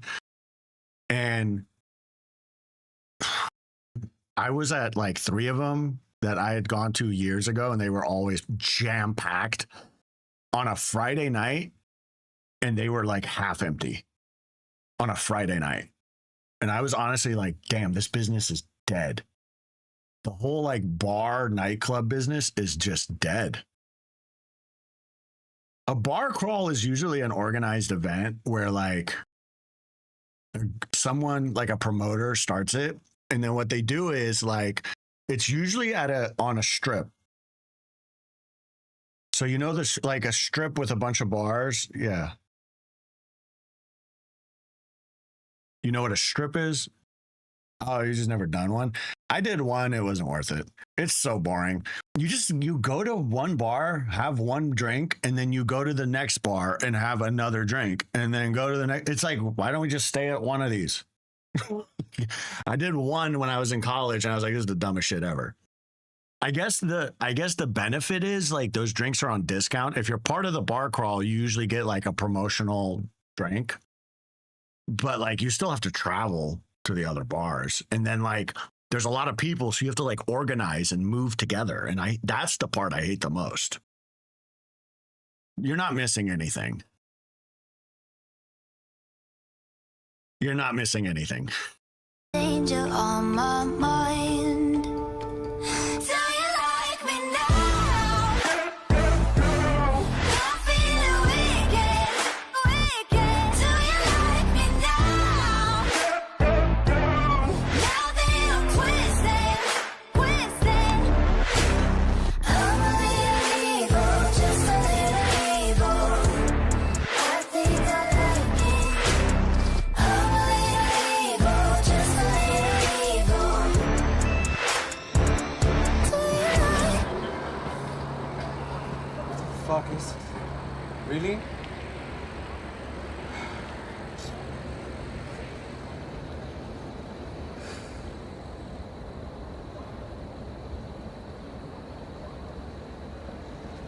You've reached Roger. Leave a message and I'll give you a call back as soon as possible. I cannot afford to not be a stripper right now. I have to do this. And someday I will stop. And I'll do it for him. And for myself as well. If Roger came to me and he made me choose between stripping and him, I mean, I'll definitely choose him. Definitely.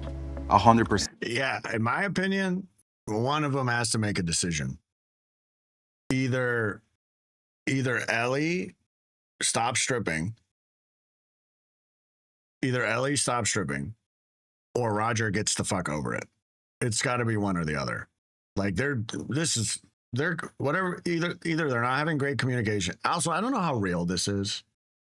Like I don't know, but for the purposes of the show, Ellie just needs to either stop stripping or get out of the relationship. He just said he would rather pick Roger over dancing.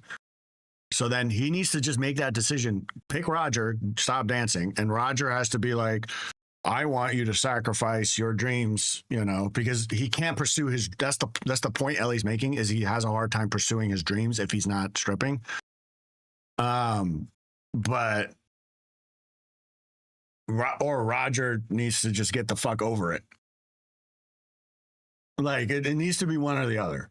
Like they're like stuck in a rock and a hard place, and they're doing it to themselves. I should have Ellie on. Ellie called me, asked me if he could be on here. I'm gonna have him on. We'll watch this episode again with him, and I'm gonna ask him a lot of these questions, and you guys can too.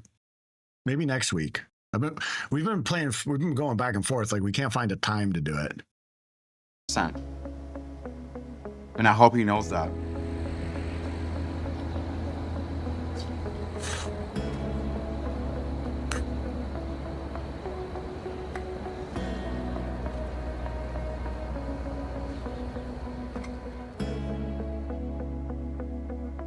I love Ellie. Yeah. Me and Ellie are Sorry, such good friends. In my head, I haven't eaten. I've been dancing with him for 4 years, probably at this point. No, Oh, I was it's just okay. like,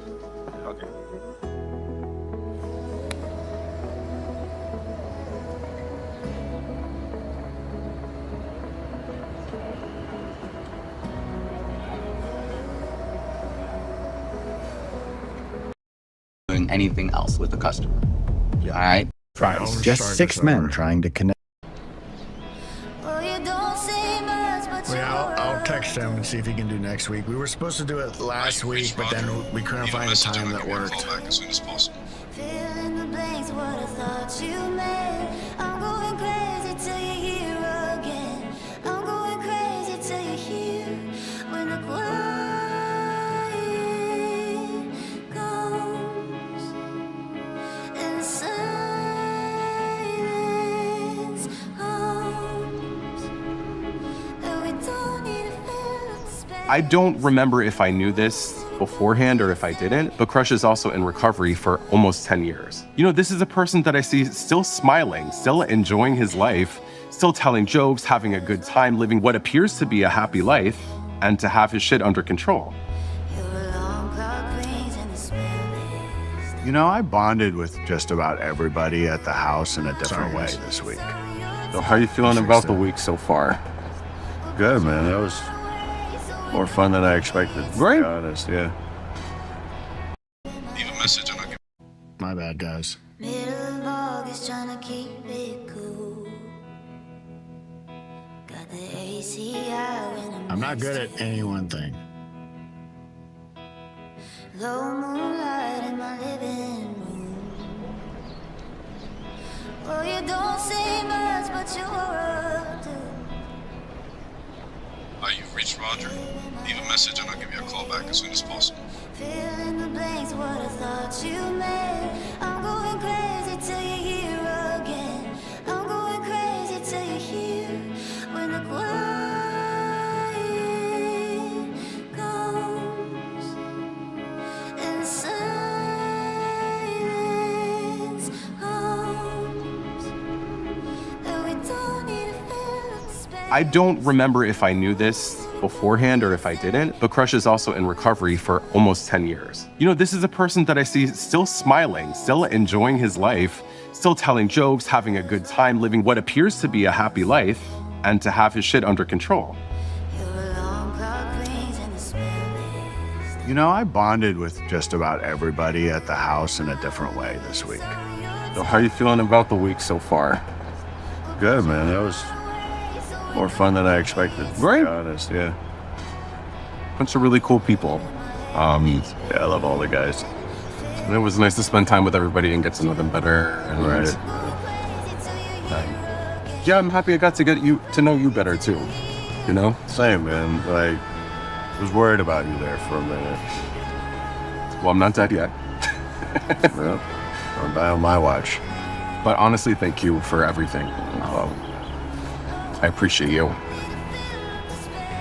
You know, it's kind of, you meet people and you may not realize how much you have in common with them, and it's cool to find people that you vibe with, and just I appreciate you for being such a kind and understanding and supportive person. Thank you. Like, and I care about you, man. I love you to death. Like, don't. I care about you too. And you helped me more than you know this week. Same. Me and Damien really bonded over the sobriety. I think we both feel like we can go to each other for really tough emotional things. You're awesome. I appreciate you. Let's stay in touch more after this. For sure. Yeah, no, for sure. Can we please? Yeah.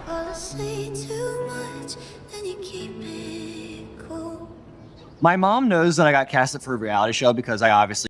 Like I said, most of the stuff me and Damien did was completely unscripted and real. That's why the scenes with me and him are pretty solid, I think, because it was real. Like off camera, me and him really like connected, and I helped him and he helped me, and we went to meetings together and all off camera that week.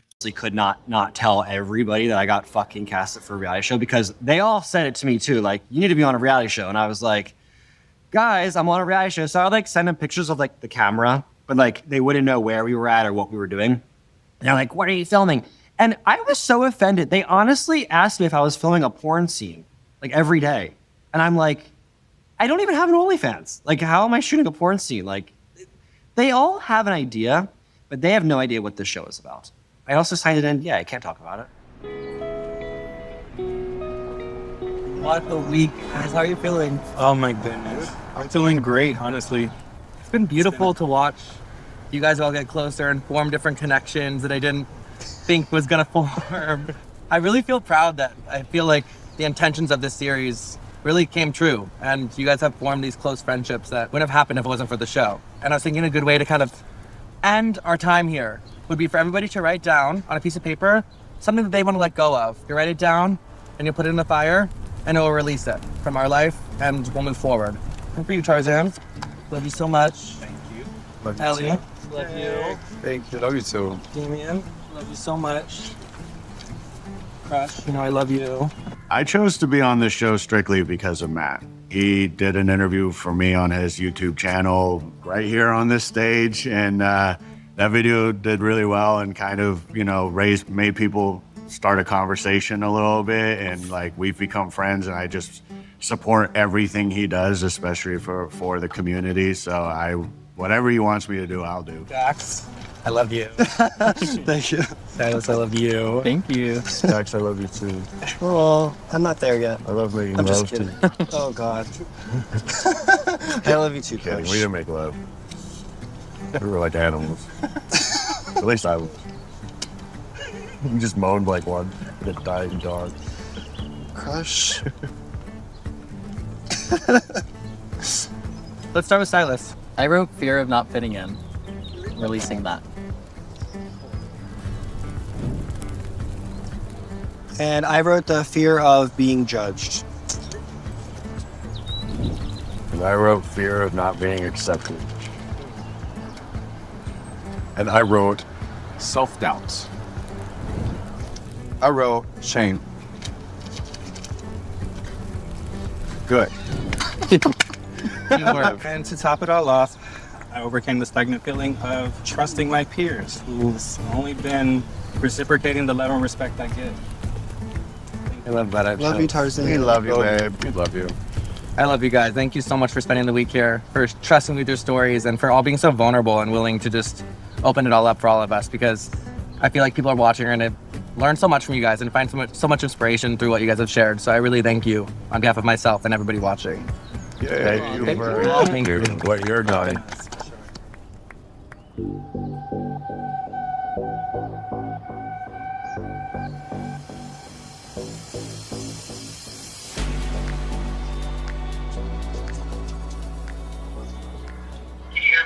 Yes, I can. How's everything going with you? You know, everything's good. I think I want to leave stripping and pursue burlesque and performance art full time. Which is kind of like a big risk, sort of. But I don't know, I think things sort of like serve us differently at different times, and I think that would right now probably maybe serve me better. Like, I'm aware that it's going to be a lot more of a challenge finding places to do that, and it may not be quite as lucrative at first because, you know, with anything, you start at the bottom and you have to work your way up and build a name for yourself and stuff. But I don't know, that's where I'm at. I feel like he'll be a good person to ask because therapists are pretty logical and even-keeled about things. And, you know, he said he thought it was a good idea.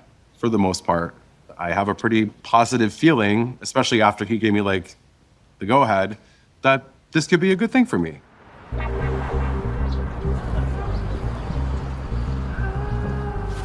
I'm about to go in and apologize to Rue for making out with a customer last night and hopefully get my job back because I don't have any other choice. Hey Rue, can I have my job back, please? I can't stand Rue. No, especially not with that attitude. I'm sorry, but I just I need to finish what we're doing here, and I apologize, but I have a contract that I need to finish. Yeah, but you pissed up. You know exactly what you did, that we have to cancel your contract. You know, you completely broke the one rule that you know you're not supposed to. I understand, and I am sorry for that action, but I have a contract with the show, and I need to finish. We have a final performance that we have to complete and perform. Mm-hmm. And if I'm not in it, then that's a whole lot more explaining to do. Wow, that doesn't sound like it's my problem, though.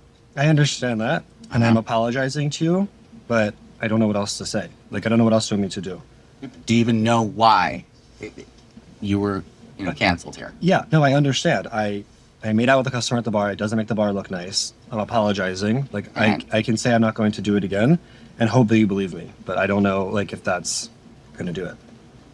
Okay, well, let's elaborate a little bit more here on this. You did it on camera. Yes. Hey.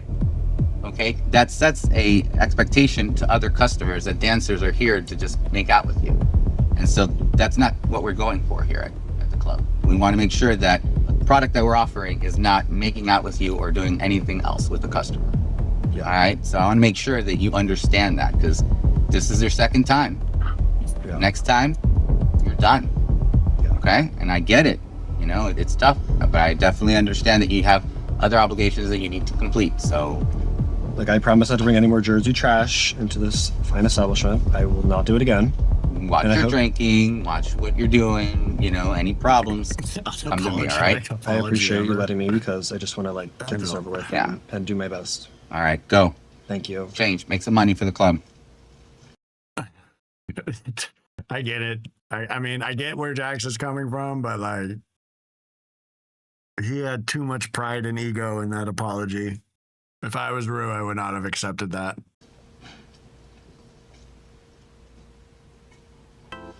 Tarzan, are you ready? Yeah. You having my sister come over? Super excited to meet her. That's sweet. That's so exciting. I'm almost trying to get my sister to come here, When my sister tells me that she's coming, I'm literally excited through the roof, head over heels, excited. Sending her videos in the fall, but whatever. Yeah, got this shit figured out yet? I love the cast we have for the show. I mean, we're all 6 dancers, great dancers. I'm not gonna lie, I'm really excited to see what Damien came up for the big show. Yeah, they're not used to doing choreographed dancing, so them coming together and doing something like that is actually unique and special. Feeling okay? You feeling okay, baby? I'm hungry. Show. Me too. Me too. So is he. Show me something. Hey, Melissa, where you at? But you know, I got the table reserved for you and everything like that, so I'm just checking in to see where you at. No? You're not coming.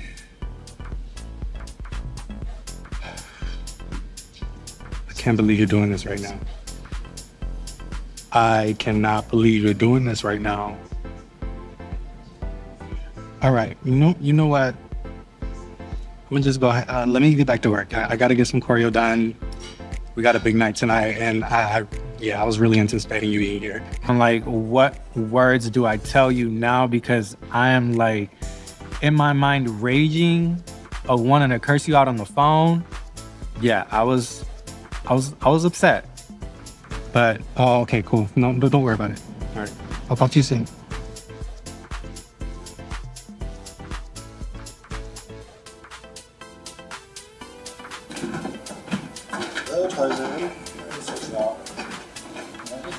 Welcome back.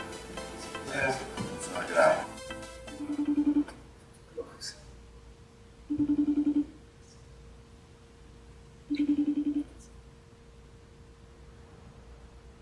How are you? Honestly, I'm not doing that great. What's going on? Tell me more about that. I don't know. It's just this job and my boyfriend. It's like I'm living two worlds. Sounds like you're really having a difficult time. Yeah. Tell me about what you're feeling right now. I feel a lot of frustration, honestly. Like, I feel like things are not going according to plan, and like, I wish I could be doing more. I could be working my nonprofit. I could be doing my music. I could be performing more and stop this life, because I was never meant to be this, you know?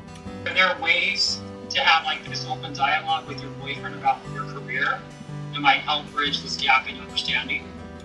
Well, we're both Cuban, so, you know, Cubans were really possessive, and like, I put myself in his shoes, and I understand, like, I wouldn't date another dancer. I would never, ever date another dancer. No. You know, like a good boy. Why is that? Why wouldn't you date another dancer? It's like, I don't know what's mine is mine, and I don't want anyone touching all over them and degrading them. Like, this job sometimes is good, sometimes it can be really degrading. Like, these people are putting like dollar bills like up your private parts and just like touching you all over, calling you names, sometimes like just abusing you. There was one time that I got scratched and the guy just like called me off and no one did anything. I'm sorry you went through that. It sounds like you have some trauma regarding, stripping. And it sounds like it doesn't connect with your core beliefs, your core values. Not at all.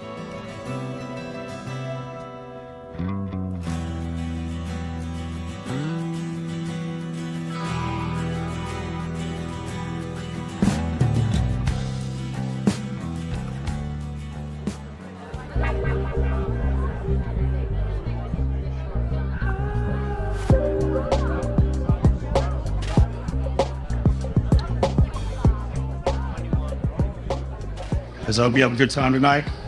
Could you the best seats in the house? So Matt, the owner, is telling us that he has his friend from Miami coming into town and he wants to see us put on this big ass show. And I'm like thinking that it's some sugar daddy that's probably gonna change my life forever. And in walks Santi. This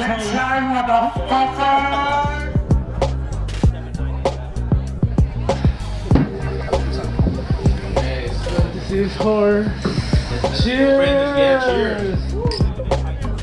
Seriously.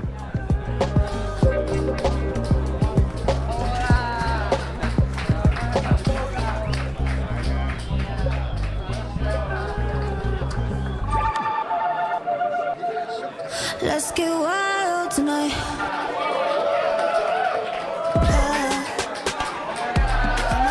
When I get on stage and see the Santis in the front row, I'm like, baby, you have to put on a show, because Santi is an amazing dancer, so you have to give it. I thought we all had different opinions.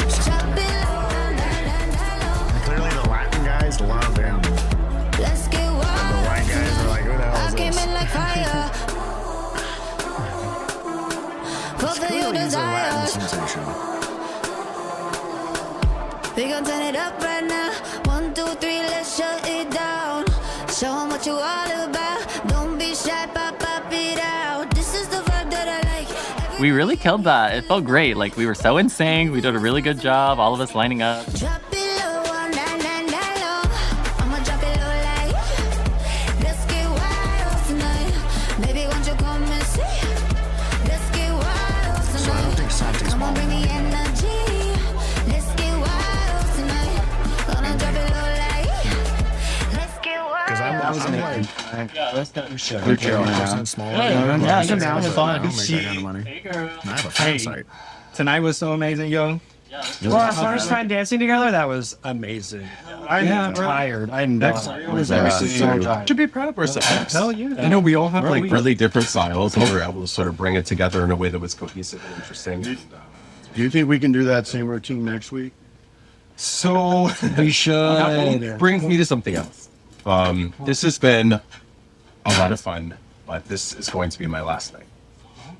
What? But I always get really uncomfortable when all the focus is on me in that type of way. Like if I'm on stage and I'm doing something, okay, fierce, everybody look at me, watch me do my thing or whatever. But when it comes to like, oh no, I'm sorry, or this and that type of thing, I hate that. So it was kind of cringy in that way because I knew the reaction was going to be very, I don't know, like that. I hate to have all that kind of focus on me like that. It makes my skin crawl. You know, I've been doing this for a while and I've enjoyed it. And, you know, I've always wanted to do burlesque. And I thought, when I first started stripping, I thought it was going to be like that, like routines and costumes and this and that and the other thing. I don't know, you know, the media kind of sells you one package. And while I love this, that's just more my speed. And I'm starting to get more bookings and everything. So I Are think you gonna still pop in at least to like perform with them? No. It's like, oh, this is like. Yeah, no, it's a wrap. It's a wrap. But we just did it. Like, good. Like, Yeah, no, we did. We totally did it really good. It's just not my speed anymore. You know what I mean? Well, and okay. it's like, They- feel it. We support you. We Thank support you. I do support you. We're getting out Where of are you here. going to? I'm not surprised Damien quit, and I'm glad he did because I know where his passion is, and I'm glad he's like really like staying true to himself and going after what he's passionate about. I gotta stop saying wow. Listen, I'm coming back to the club. I'm pouring this on you while you're on stage. I'm gonna miss you guys. I'm really happy I chose to do this show. I met a lot of great people, and people that I already knew, I feel like I deepened relationships with and learned new things about them that I didn't know before. And especially right now that I'm in a situation where I've had to cut a lot of people out for my own sake, I've met people that I feel like are worthwhile to have in my life.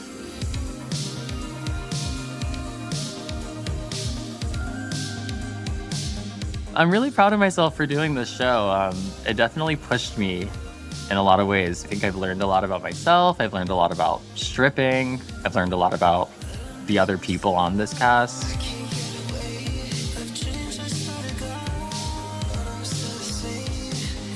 I wonder what Silas is doing. I would say I definitely grown this week for sure. So thank you.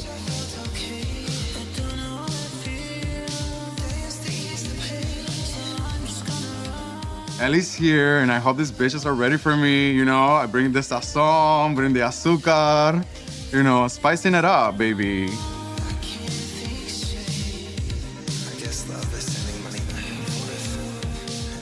I'm so happy I did the show. Yeah, I mean it was tough filming this much in a week, but I didn't anticipate it to be such a bonding experience with the other dancers.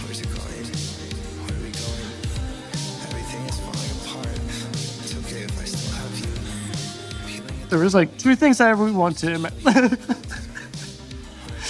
I hate crying. It's like I want to write a book and I want it to be on TV. I love you. I deserve this. But I feel like so dramatic. Like, No, I love you. You deserve this moment, and it moves me so much. And but it's so stupid. Like, it's just a fucking rap show. I mean, you're doing amazing and you manifested it too. Like, it's not stupid for you. You're fucking creating the whole thing, but I'm just fucking doing like a 6 up. Like, I'm just doing like a no, but that's show. not it. You're being Like- open to And like, watching. God only knows. Like, yeah, I did some crazy shit on TV. Like, even if one person sees it, like, what the fuck? But that's liberating. You know? Yeah, I'm proud It's of you. just like, oh, I can't believe I'm crying. Like, that's embarrassing. When you look around and you see the cameras and you see the crew and you see the lights and you see everything, like, what does that make you feel like? It just feels like I sound so like conceited. It just feels right, and not in a cocky way. Again, I don't care about people like seeing it or whatever, but I don't know. It just feels like right. I'm so happy for Jax. I'm not gonna lie. Bro. Fuck. I love Damien. Oh, I love you.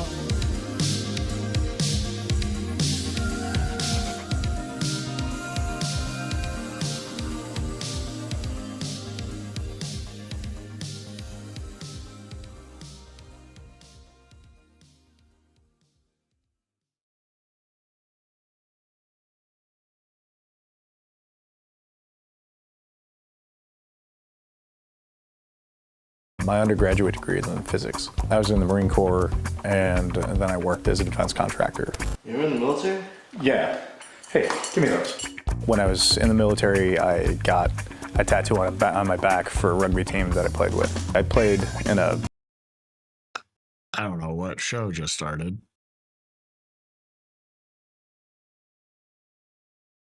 Ah, that was good. Oh, I know him. That's Colby Jensen. I was supposed to do a men.com shit scene with him, but he got held up at the Canadian border and they didn't let him through.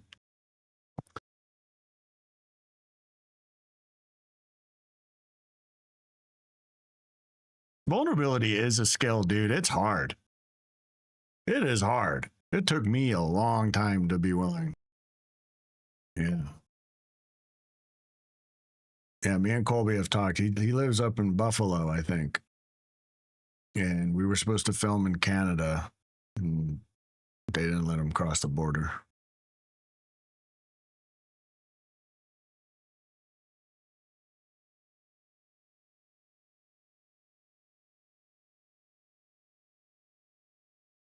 So, what'd you guys think of the last episode?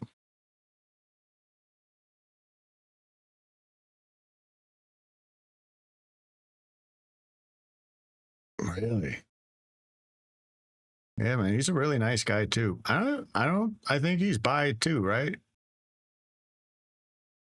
Yeah, I'm pretty sure he's a lot like me. I think he's the original, like one of the original bi guys.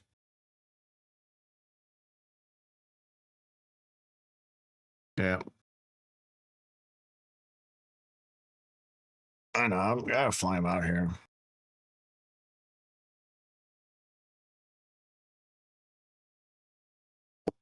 Like everybody has. I'll try to work with him.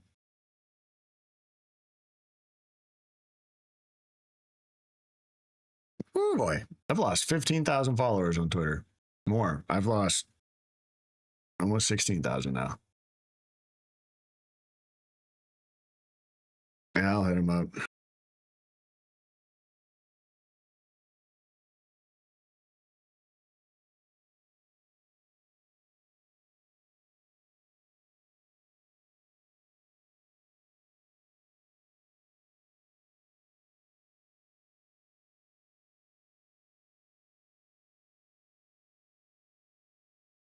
I'll text him right now.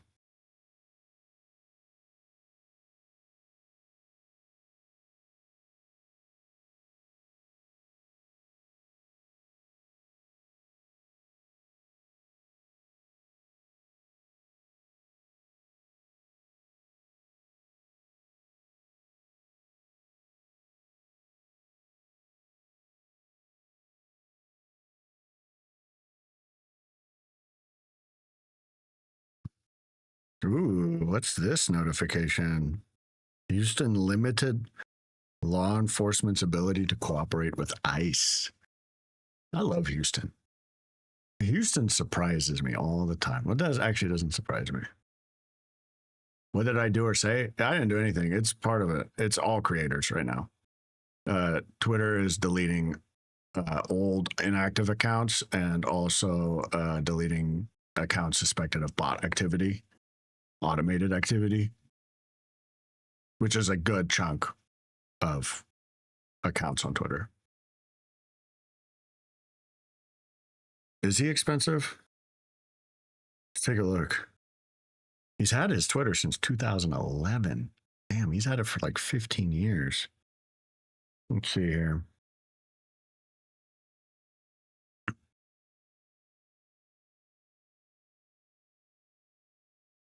It's only $9 a month. But I guess that is a lot.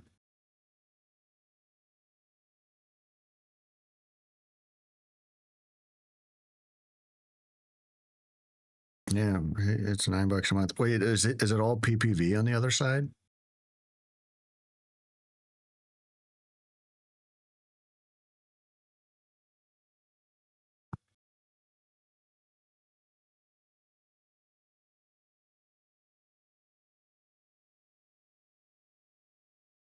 It's all PPV on the other side.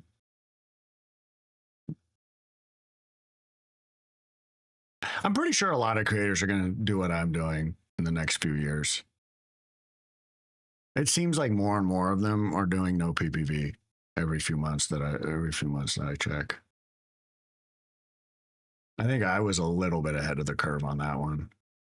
Because when I did no PPV, I only knew of like 2 or 3 other creators that didn't do it. But then they charged like $25 a month. What's up, Rural?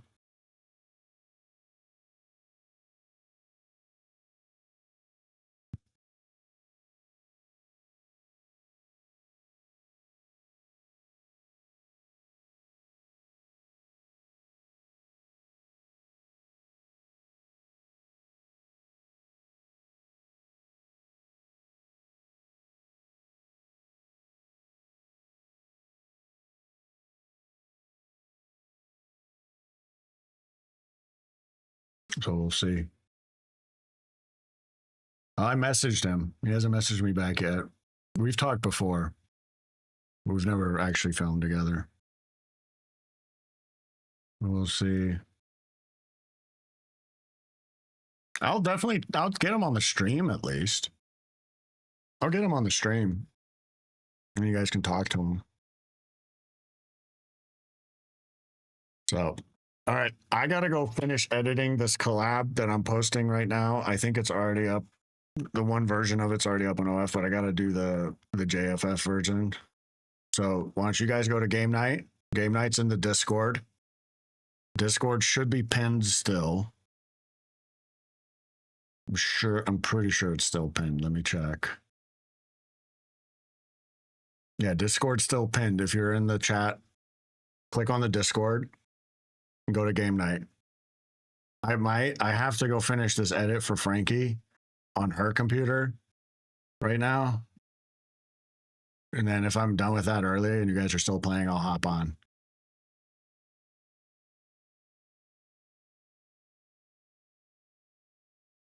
I have some big names wanting to talk. You mean on here?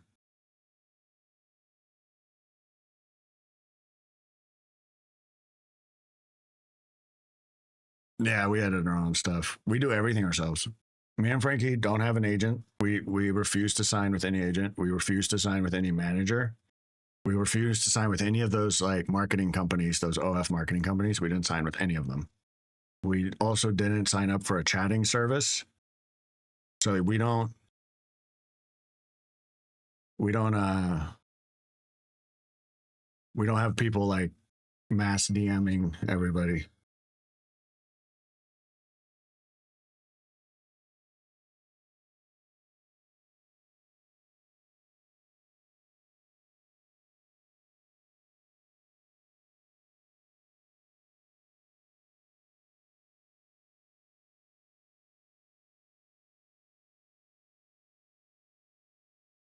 I'm actually texting Matt Cullen right now.